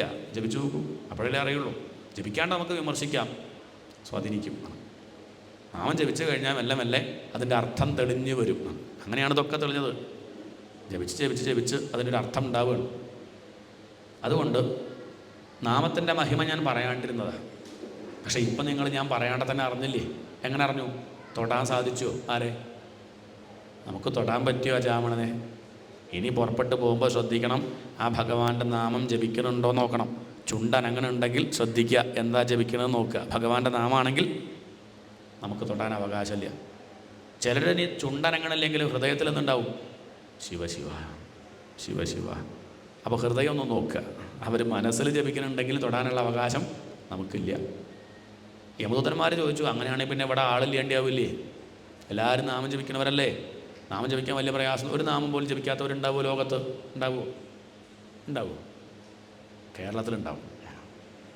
അതുകൊണ്ട് പേടിക്കണ്ട, കേരളമുള്ളിടത്തോളം കാലം നമുക്ക് ജോലി ഉണ്ടാവും. ജിഹ്വാനഭക്തി ഭഗവത് ഗുണനാമധേയം ചേതശ്ചന സ്മരതി തച്ചരണാരവിന്ദം. ഒരിക്കൽ പോലും നാവ് കൊണ്ട് നാരായണ നാമം, നാരായണ എന്നല്ല ഭഗവാന്റെ നാമം ജപിക്കാത്തവരുണ്ടാവും. എത്ര കണ്ടതിൻ്റെ മഹിമ പറഞ്ഞാലും പാപികൾക്കേറ്റം പ്രയാസമായി തോന്നിയിടും പാടുവാനീ നാമം നാരായണ. എത്ര കണ്ട് മഹിമ പറഞ്ഞാലും ഭഗവാന്റെ നാമം ജപിക്കാൻ തോന്നാത്ത അത്രയ്ക്കും പാപമുള്ള ആളുകളുണ്ട്. താനാനയധ്വം, അങ്ങനെയുള്ളവരെ കൊണ്ടുവന്നോളൂ, പ്രശ്നമൊന്നുമില്ല എന്ന് പറഞ്ഞിട്ടാണ് ആ നാമമഹിമ അവിടെ സമർപ്പിക്കുന്നത്. ഇത് അർത്ഥവാദം കൂടിയാണ് കേട്ടോ. എന്താണ് ഈ കഥയിൽ മുഴുവനായിട്ട് ഭ്രമിച്ച ചില പ്രശ്നം ഉണ്ടാവും. അർത്ഥം അറിയേണ്ടെന്നൊക്കെ പറഞ്ഞെങ്കിലും അങ്ങനെയല്ല. കുറച്ചൊക്കെ എന്ത് ചെയ്യണം, അർത്ഥമൊക്കെ ഒന്ന് മനസ്സിലാക്കി വൃത്തിയിൽ ജപിക്കുന്നേ വേണ്ടത്. ഇവിടെ പറഞ്ഞത് എന്താ വെച്ചാൽ, അർത്ഥമറിയാതെ ഉച്ചാരണ ശുദ്ധി ഇല്ലാണ്ട് ഒരു ശ്രദ്ധയില്ലാണ്ട് നിലവിളിച്ചും കൊണ്ട് അദ്ദേഹം നാരായണ ജപിച്ചപ്പം പോലും ഭഗവാൻ അനുഗ്രഹിച്ചു. ചാൽ എന്താണ് ചാൽ എന്നുള്ളത് ശ്രദ്ധിക്കണം. ഇരുന്ന് വൃത്തിയിൽ ഒന്ന് ഭഗവാനെ മനസ്സറിഞ്ഞ് ജപിച്ചാലുള്ള ഫലം പറയാനുണ്ടോ? അപ്പത്തിൻ കോലെലി കൊണ്ടോയാൽ അപ്പത്തിൻ കഥ എന്തടോ? അപ്പത്തിൻ്റെ കോലടക്കം എലി കൊണ്ടുപോയി. അപ്പോൾ നമ്മൾ ചോദിക്കുക, അപ്പോൾ അപ്പം കഴിച്ച് മതിയാവാണ്ടിയാണ് ഈ കോലും കൊണ്ടുപോയത്. പിന്നെ നീ അപ്പോൾ ചോദിക്കണോ? അപ്പത്തിൻ്റെ കോല് വരെ കൊണ്ട് അജാമിളൻ്റെ പോലും മോക്ഷം കിട്ടി പറഞ്ഞാൽ നമ്മളെ കാര്യം പറയാനുണ്ടോ? അത്രയ്ക്കൊന്നും നമ്മൾ ചെയ്തിട്ടില്ല. അതുകൊണ്ട് ഭഗവാനെ ആശ്രയിക്കൂ, നാമം ജപിക്കൂ, അതാണ് താല്പര്യം. അതുകൊണ്ട് ആ നാമം ജപിക്കാനൊക്കെ സാധിക്കട്ടെ, ഭഗവാന്റെ അനുഗ്രഹം ഉണ്ടാവട്ടെ, ഭഗവാൻ നമ്മളെ പോഷിപ്പിക്കട്ടെ. പോഷണം എന്നാണ് ഈ സ്കന്ധത്തിൻ്റെ ലക്ഷണം. ഇനിയും സത്സംഗം ഉണ്ടാവട്ടെ എന്ന് പ്രാർത്ഥിക്കുന്നു. ഈ ഒരു സത്സംഗം ഭഗവാന്റെ പാതാരബന്ധങ്ങളിൽ സമർപ്പിക്കുകയാണ്. കായേന വാചാ മനസേന്ദ്രിയേർവാ ബുദ്ധ്യാത്മനാ വാ പ്രകൃതേ സ്വഭാവാത് കരോമി യദ്യത് സകലം പരസ്മൈ നാരായണായേതി സമർപ്പയാമി.